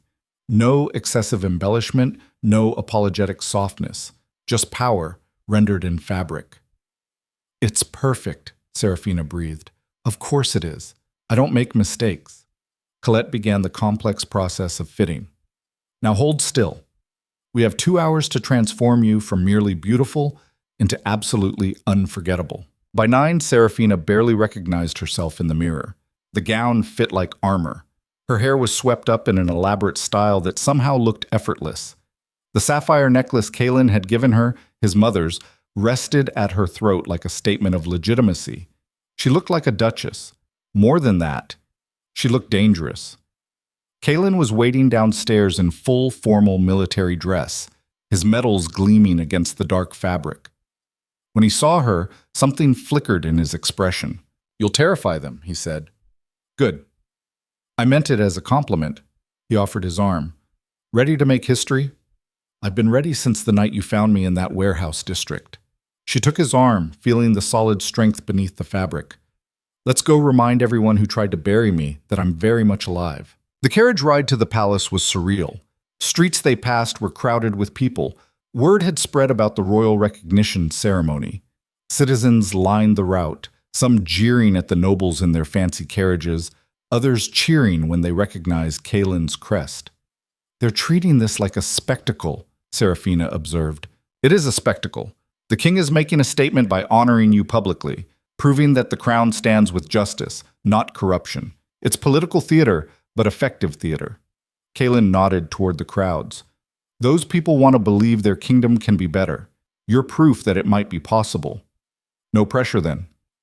"You've already handled worse than pressure. This is just ceremony." But when they arrived at the palace, and Seraphina saw the sheer scale of it, the massive gates, the hundreds of guards, the courtiers gathered in their finest clothes, her stomach tightened. Somewhere in there were people who'd mocked her, families who'd profited from her father's execution. Marcus and Helena, forced to attend and watch her triumph. Thomas appeared with 2 of his men. "Your Graces, security is tight, but we're not taking chances. My men will be positioned throughout the throne room. If anyone makes a move—" "They won't," Kaelin interrupted. "The king's guard is everywhere, but I appreciate the precaution." They entered through the main doors, and immediately every head turned. Conversations died. The crowd of nobles and courtiers parted like they'd rehearsed it, creating a clear path to the throne room entrance. Seraphina kept her head high, her expression neutral. She would not give them the satisfaction of seeing fear or uncertainty. "The Duke and Duchess of Northmere," the herald announced, his voice carrying through the vast space. They walked forward together, and Seraphina was acutely aware of eyes tracking her every step. She spotted familiar faces. Lady Blackwood's daughter, looking pale and frightened. Lord Pemberton's son, radiating hatred. Helena Ashford in a corner with Marcus, both of them staring like they'd seen a ghost. The throne room was even more impressive. Vaulted ceilings, massive windows letting in morning light, the throne itself positioned on a raised dais that made the king look like he was presiding over the world. King Edward III was younger than Seraphina had expected, perhaps 50, with graying hair and the kind of face that had seen too much political maneuvering. But his eyes were sharp and assessing. "Your Majesties," Kaelin said, bowing. Seraphina curtsied, the movement fluid despite her racing heart. "Duke Northmere, Duchess." The king's voice was measured but not unkind. "We are pleased you could attend this morning. There is much to discuss regarding recent events." "We are honored by your Majesty's invitation," Kaelin responded formally. The king gestured and an aide stepped forward with documents. "The tribunal has completed its investigation into the late Lord Chancellor Morrison's activities. 23 arrests, as you know, millions in stolen funds recovered. But more importantly, evidence has conclusively proven that Edmund Vale was falsely accused. His trial was a fabrication. His execution, a grave injustice." Seraphina's throat tightened. Hearing it stated officially, in the throne room, surrounded by witnesses, it made it real in a way nothing else had. "Edmund Vale served this kingdom loyally for 30 years, the king continued. He was murdered to protect corrupt interests that cannot stand. Therefore, by royal decree, his name is cleared of all charges. His estate, seized unlawfully, is hereby restored to his surviving family, and Edmund Vale is posthumously awarded the Order of the Crown for his service and sacrifice." An aide produced a velvet case containing a medal, gold and ornate, the highest civilian honor the kingdom could bestow. Duchess Seraphina Vale Ashford, the king said, using her full formal name. As your father's sole surviving heir, this honor belongs to you. We cannot undo the injustice done to your family, but we can acknowledge it and ensure his legacy is remembered properly. Seraphina stepped forward, her hands shaking slightly as she accepted the case. The medal was heavier than she'd expected, or maybe that was just the weight of everything it represented. Your Majesty is most gracious, she managed, her voice steady despite the emotion threatening to overwhelm her. My father dedicated his life to serving this kingdom with integrity. He died protecting that integrity. This recognition means everything. Justice delayed is still justice, the king said, though in this case the delay brings its own shame. He paused, his expression hardening. There are others in this room who contributed to your family's destruction, not through direct action, perhaps, but through silence, complicity, choosing convenience over courage. He let that statement hang in the air. Seraphina saw people shifting uncomfortably, nobles who'd voted to convict her father, families who'd profited from the seized estate, every coward who'd watched the Vale family burn and done nothing. This court has failed in its duty to protect the innocent and punish the guilty, the king continued. That failure ends now. Moving forward, this kingdom will hold itself to a higher standard. Corruption will be rooted out. Justice will be served swiftly and without favoritism, and those who think themselves above the law will learn otherwise. It was a speech clearly meant for public consumption. The newspapers would print every word. But it was also a genuine rebuke of the system that had allowed Morrison's network to flourish. Duchess, the king addressed Seraphina directly, your actions in exposing this corruption were brave and necessary. Many in your position would have accepted defeat. You chose to fight. That choice has made this kingdom better. We are in your debt. I only did what my father would have wanted, Your Majesty. He taught me that truth matters more than convenience. A lesson this court needs to remember. The king stood, signaling the formal part of the ceremony was ending. The Vale family estate will be returned within the month. Additionally, as compensation for the hardship you endured, the crown is awarding you the sum of 100,000 crowns, a fraction of what was owed, but a start toward rebuilding what was destroyed. Seraphina felt dizzy. 100,000 crowns was a fortune. Combined with the restored estate and her position as Kaelin's wife, she'd gone from destitute to one of the wealthiest women in the kingdom. Your Majesty's generosity is overwhelming, she said. It's not generosity, it's what's owed. The king descended from the dais, something he rarely did during formal court. He approached Seraphina directly, speaking more quietly. Your father was a good man. I should have protected him. I didn't. That's a failure I'll carry, but I can make sure his daughter has the resources to continue his work. Use this power well, Duchess. I intend to, Your Majesty. The king nodded, then raised his voice again for the assembled court. This audience is concluded, but let it be known, the House of Vale stands restored, and anyone who speaks against their honor answers to the crown directly.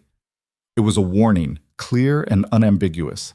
Seraphina Vale was under royal protection now, untouchable. As the king withdrew, the throne room erupted into controlled chaos, nobles trying to appear busy, courtiers whispering furiously, everyone recalibrating their social positions to account for this new reality.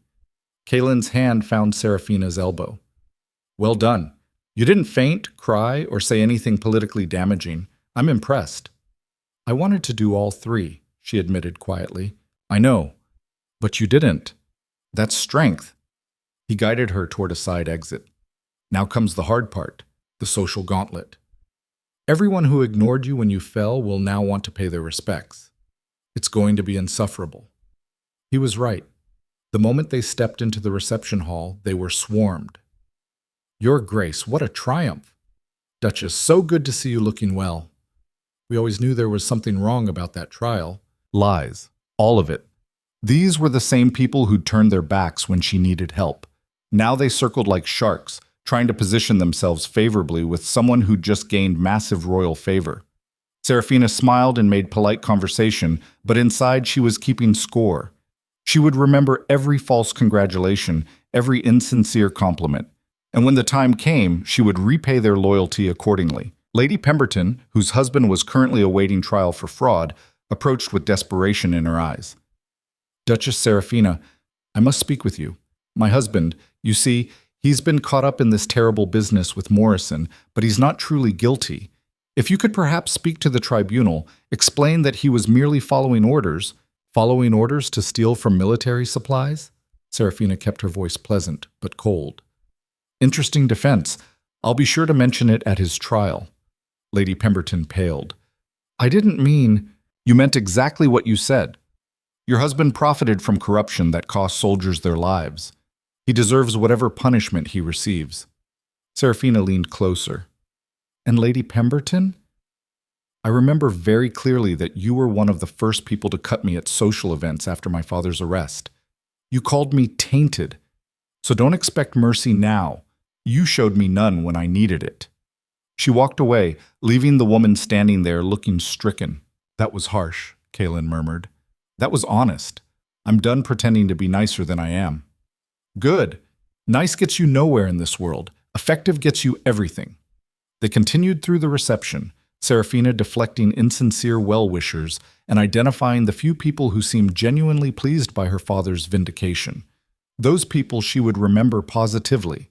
The rest could rot.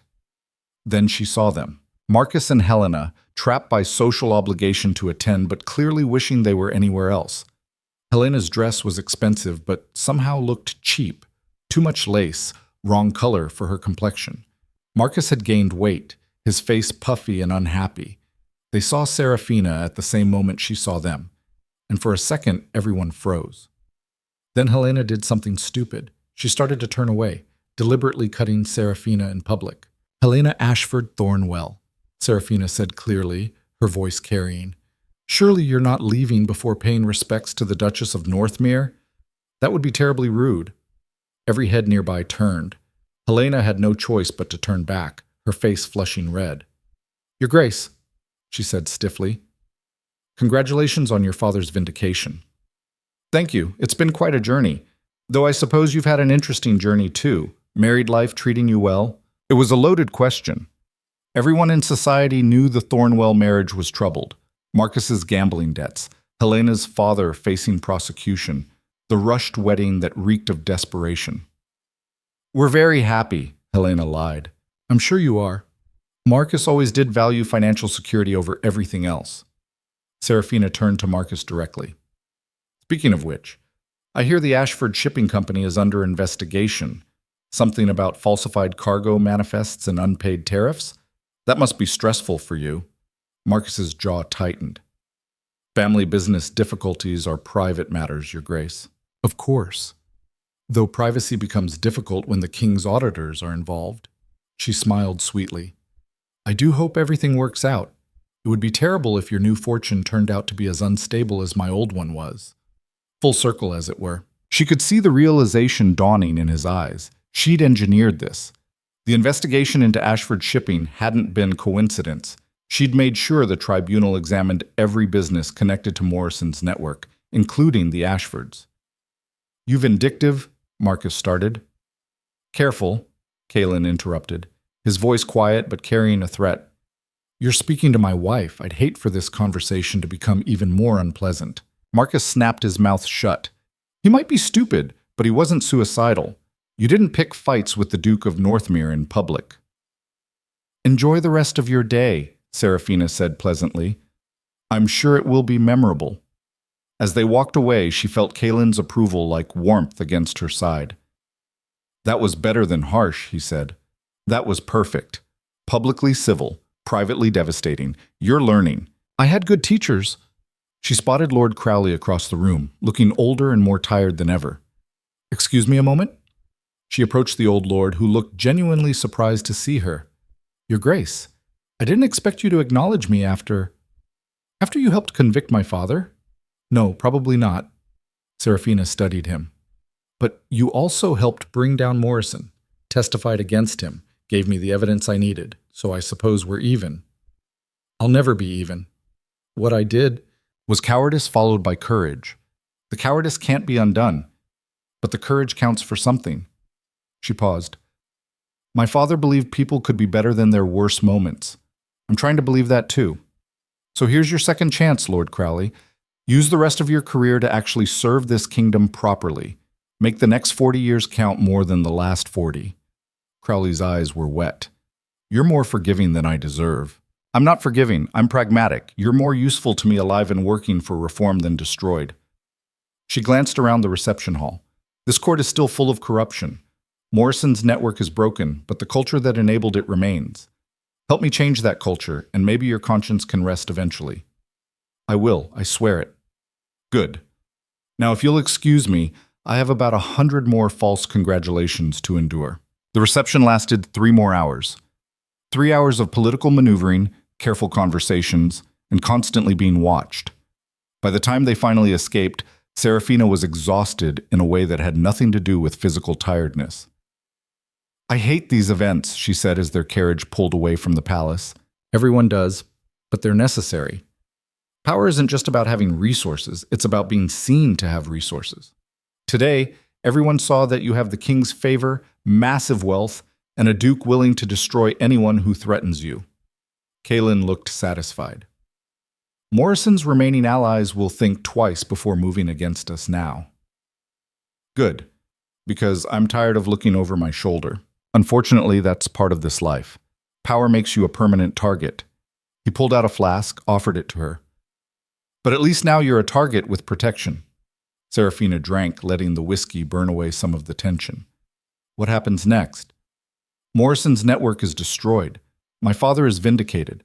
I have more money and power than I ever imagined. Where do we go from here? Wherever you want. That's the beauty of having power. It gives you choices. Kaelin watched the city pass by outside their window. You could focus on restoring your family estate, or involve yourself in politics. With your story and the king's favor, you could influence real change, or you could just enjoy being wealthy and respected. That last option sounds boring. I thought it might. He smiled slightly. You're not built for comfortable retirement. You're built for combat. So the question is, what's your next battle? Seraphina thought about that. Morrison was dead, his network dismantled. Her father was vindicated. She had everything she'd fought for. But Kaelin was right. The kingdom was still full of corruption. Morrison had been one tumor, but the disease remained. There were other injustices, other families destroyed by people who thought themselves untouchable. I want to build something, she said slowly, not just destroy. Actually create change. My father died trying to protect integrity in government. I want to finish that work, make it impossible for another Morrison to rise. That's ambitious. Also, probably impossible. So was surviving the last 2 months. I'll manage. She looked at Kaelin. Will you help me? I married you. That makes this my fight, too. He considered. Though, if you're serious about reforming the kingdom's institutions, we'll need allies. Real ones, not the fair-weather friends from today's reception. I know where to start. Seraphina pulled out a list she'd been keeping, names of people who genuinely worked for reform, who testified against Morrison despite personal risk, who'd chosen integrity over convenience. These people, we build a coalition, push for legislation that makes corruption harder to hide, create oversight systems that actually function. You realize this could take years? I have years. And now I have resources. She looked at the metal case still clutched in her hands, her father's posthumous honor. He started this fight. I'm going to finish it properly. They spent the rest of the carriage ride planning, plotting, strategizing. And somewhere in that conversation, Seraphina realized something had changed. This wasn't just about revenge anymore. It wasn't even just about justice for her father. It was about making sure no other family suffered what hers had, about creating a kingdom where corruption actually had consequences, about turning her pain into purpose. When they arrived back at the townhouse, Thomas was waiting with news. Your Graces, the estate restoration paperwork has been expedited. You can take possession within the week. Also, 3 parliamentary members reached out requesting meetings. And he hesitated. There's someone here to see you. She says it's urgent. Who? Kaelin asked. Lady Helena Thornwell. She's alone and claims she needs to speak with the Duchess privately. Seraphina and Kaelin exchanged glances. Show her to the sitting room, Seraphina said. I'll see what she wants. You sure? Kaylin looked skeptical. This could be a trap. Helena's not smart enough for elaborate traps.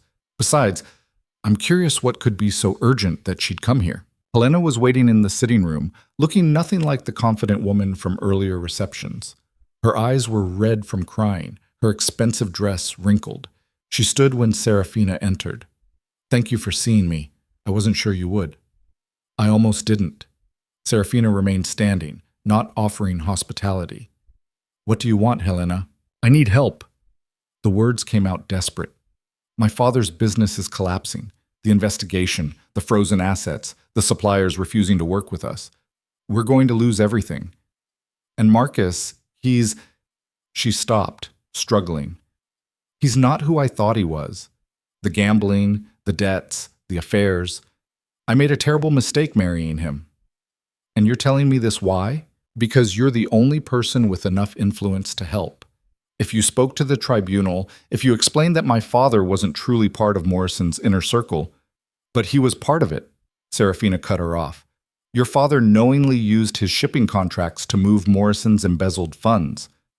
That's documented. He's guilty. He made mistakes. He made choices. And choices have consequences. Seraphina studied Helena's tear-stained face. I know what it's like to lose everything, Helena, to watch your world burn while people who could help just stand and watch. You were one of those people. You mocked me at parties, laughed when I fell. I know. I'm sorry. I was cruel and thoughtless, and now you want mercy you never showed me. Seraphina shook her head. That's not how this works. Please. Helena was openly crying now. I know I don't deserve help, but I'm pregnant. Marcus doesn't know yet. I just found out yesterday. And I don't want my child to grow up in poverty, watching their grandfather rot in prison, carrying the shame of corruption they had nothing to do with. That stopped Seraphina cold. A child. An innocent who would bear the consequences of their family's choices. She thought about her own father, how she'd carried the weight of his false conviction. The shame, the isolation, the constant burden of other people's judgments. Your child isn't responsible for what your father or Marcus did, Seraphina said quietly. No, but they'll suffer for it anyway, just like you did. Helena met her eyes. I can't undo what I did to you. But maybe you can stop this cycle. Show mercy I didn't. Be better than I was. It was manipulative, using her pregnancy to appeal to Seraphina's sense of justice. But it was also effective, because Helena was right. The child was innocent. I'm not going to lie for your father, Seraphina said firmly. He's guilty and he'll face consequences. But I will speak to the tribunal about limiting the financial penalties on your family. Ensure your mother and any dependents aren't left destitute. Your father goes to prison, but the innocent members of your family don't starve. Helena sagged with relief. Thank you. Thank you so much.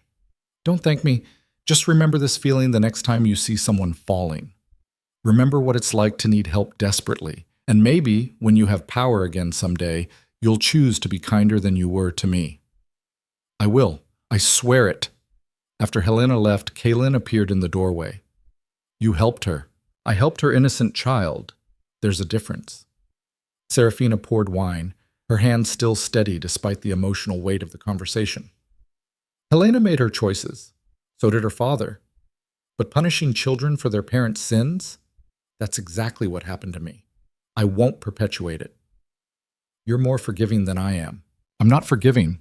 I'm preventing the creation of another person like me, someone with nothing to lose and a burning need for revenge. Better to break the cycle now. She drank deeply. Besides, limited mercy to Helena costs me nothing. Her father still faces justice. Marcus still lives with his choices. But their child gets a chance at a normal life. You're going to be a terrifying force for reform, Kaylin observed. Ruthless to the guilty, protective of the innocent, and strategic enough to know the difference. I learned from you. No, this is all you. He moved closer. When I married you, I thought I was getting a convenient wife who'd stay out of my way. Instead, I got a partner who's probably more dangerous than I am. Disappointed? Fascinated. His hand found hers, and for once the touch felt less like strategy and more like genuine connection. This marriage was supposed to be practical, a contract, but somewhere along the way it became something else. What? Real, he said simply.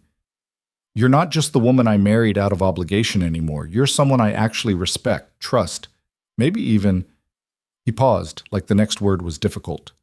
Care about. Seraphina's throat tightened. That's not very practical. No, but it's honest. Kaylin's gray eyes were steady on hers. I'm not good at this. The emotions, the vulnerability, war taught me to bury that. But you've somehow gotten past the armor. And I find I don't entirely mind. How romantic, Seraphina said, echoing their running joke. But her voice was soft. It's the best I can do. He almost smiled. Take it or leave it. I'll take it. She squeezed his hand. You're right. This started as strategy, but it's become more. You're the one person who's been genuinely on my side through everything, not because you had to be, because you chose to be. Partners then, in business and apparently in whatever this is. Partners, she agreed. 3 months later, Seraphina stood in the restored gardens of the Vale family estate. The house had required extensive repairs. Morrison's people had stripped it thoroughly before it was returned. But with the royal compensation and Kaylin's resources, the restoration had been swift. It looked almost exactly as she remembered. Almost. Some things couldn't be restored. Her mother's personal items, her father's books, the small things that made a house a home, those were gone forever. But the structure stood, and that was enough. Your Grace? Thomas approached. The guests are arriving for the dedication ceremony. Today they were officially reopening the estate and unveiling a memorial to her father. Important people had been invited. The king had even sent a representative. But more importantly, Seraphina had invited common citizens, people who'd been helped by her father's work, families he'd protected. The ceremony was simple. A plaque commemorating Edmund Vale's service, speeches about integrity and justice, the king's representative presenting additional honors. But the moment that mattered most came at the end, when an elderly veteran approached Seraphina with tears in his eyes. Your father saved my unit, he said simply. Made sure we had proper supplies when others were skimming funds. Half of us wouldn't have survived without him. I just wanted you to know, he mattered. His work mattered. Thank you, Seraphina managed around the tightness in her throat. That means everything. She repeated similar conversations a dozen times that afternoon. People whose lives her father had touched, who'd benefited from his integrity, who remembered him as more than a scandal or a tragedy. By the time the last guest left, Seraphina was emotionally exhausted, but somehow lighter than she'd felt in months. Kaylin found her in her father's study, now hers, looking at the restored room. Successful day? Very. Though I keep expecting him to walk through that door. Tell me I did well. She smiled sadly. Stupid, right? He's gone. Not stupid. Grief doesn't follow logic. Kaylin joined her at the window. But for what it's worth, you did do well. Better than well. You took everything they tried to destroy and built it into something stronger. Your father would be proud. You think? I know.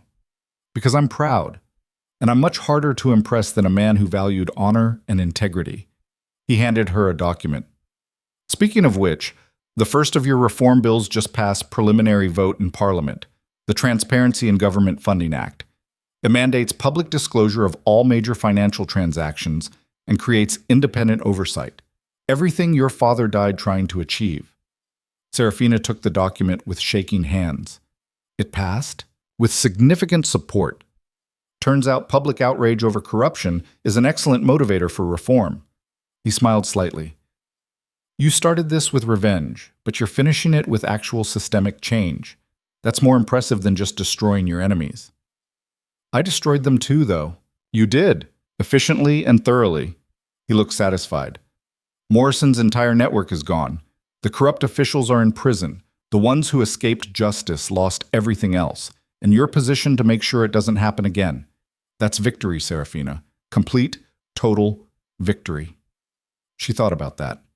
Morrison dead, her father vindicated, the estate restored, laws passed, real, lasting change. She'd started this journey with nothing but rage and desperation. Now she had power, purpose, and something that felt almost like peace. What do we do now? She asked. We keep fighting. There are other battles, other injustices. The work's never truly finished. Kaylin's expression was serious. But we face it together, partners. Partners, she agreed. 6 months later, Seraphina hosted her first major social event at the Restored Vale Estate, a charity gala supporting veterans' families. Every important person in the kingdom attended, either out of genuine support or fear of offending the woman who toppled an entire corruption network.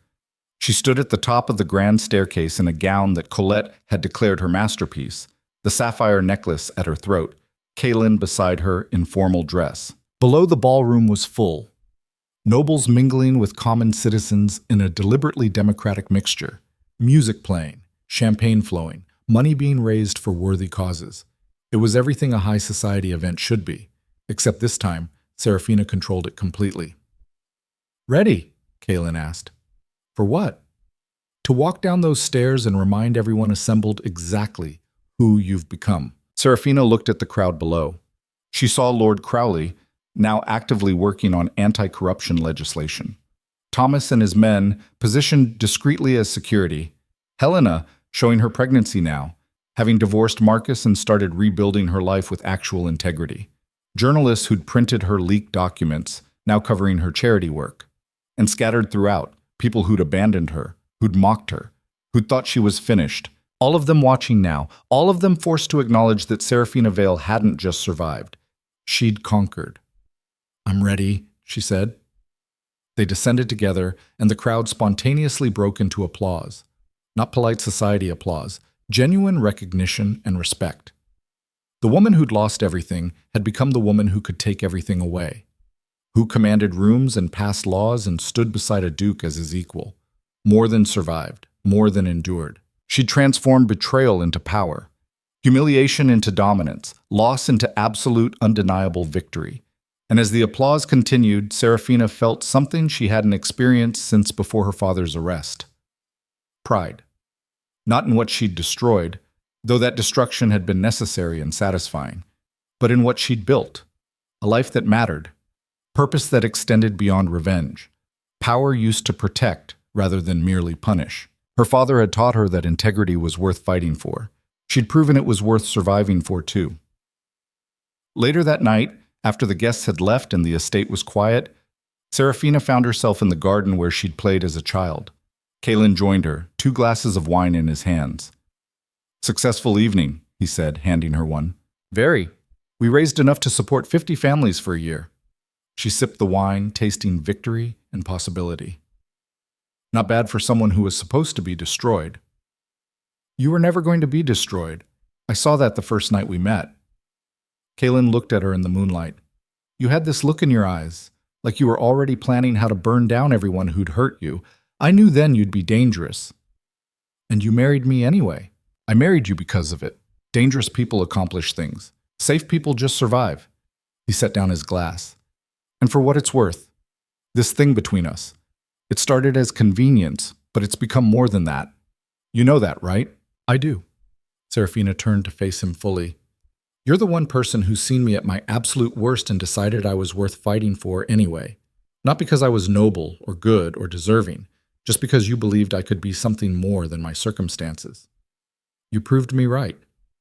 We proved each other right." She reached for his hand. "I couldn't have done any of this without you. You could have. It just would have taken longer and been more dangerous." He squeezed her hand. "But I'm glad I was here for it. Watching you transform from broken noblewoman to the most powerful force for change in this kingdom, that's been remarkable. So what happens now? We've won. Morrison's gone. My father's vindicated. The estate is restored. Laws are changing. Now we live." Kaylin pulled her closer. "Build the kingdom we actually want. Raise the next generation to value integrity over convenience. Make sure your father's sacrifice wasn't for nothing. That sounds like a life worth living." "It is." He kissed her forehead, an unusual display of affection from a man who'd claimed to want nothing but convenience. "Welcome home, Seraphina. You've earned it." And standing there in the moonlit garden of the estate her father had loved, beside the man who'd helped her reclaim everything she'd lost, Seraphina finally understood what victory actually meant. Not revenge, not destroying enemies, but building something that would last, creating change that mattered, living a life that honored those who died and protected those who'd survive. Her father had died fighting corruption. She'd lived fighting it. And now, finally, she could do more than just fight. She could win, completely, permanently, absolutely. The woman who'd been destroyed had become the woman who rebuilt everything, and she was just getting started.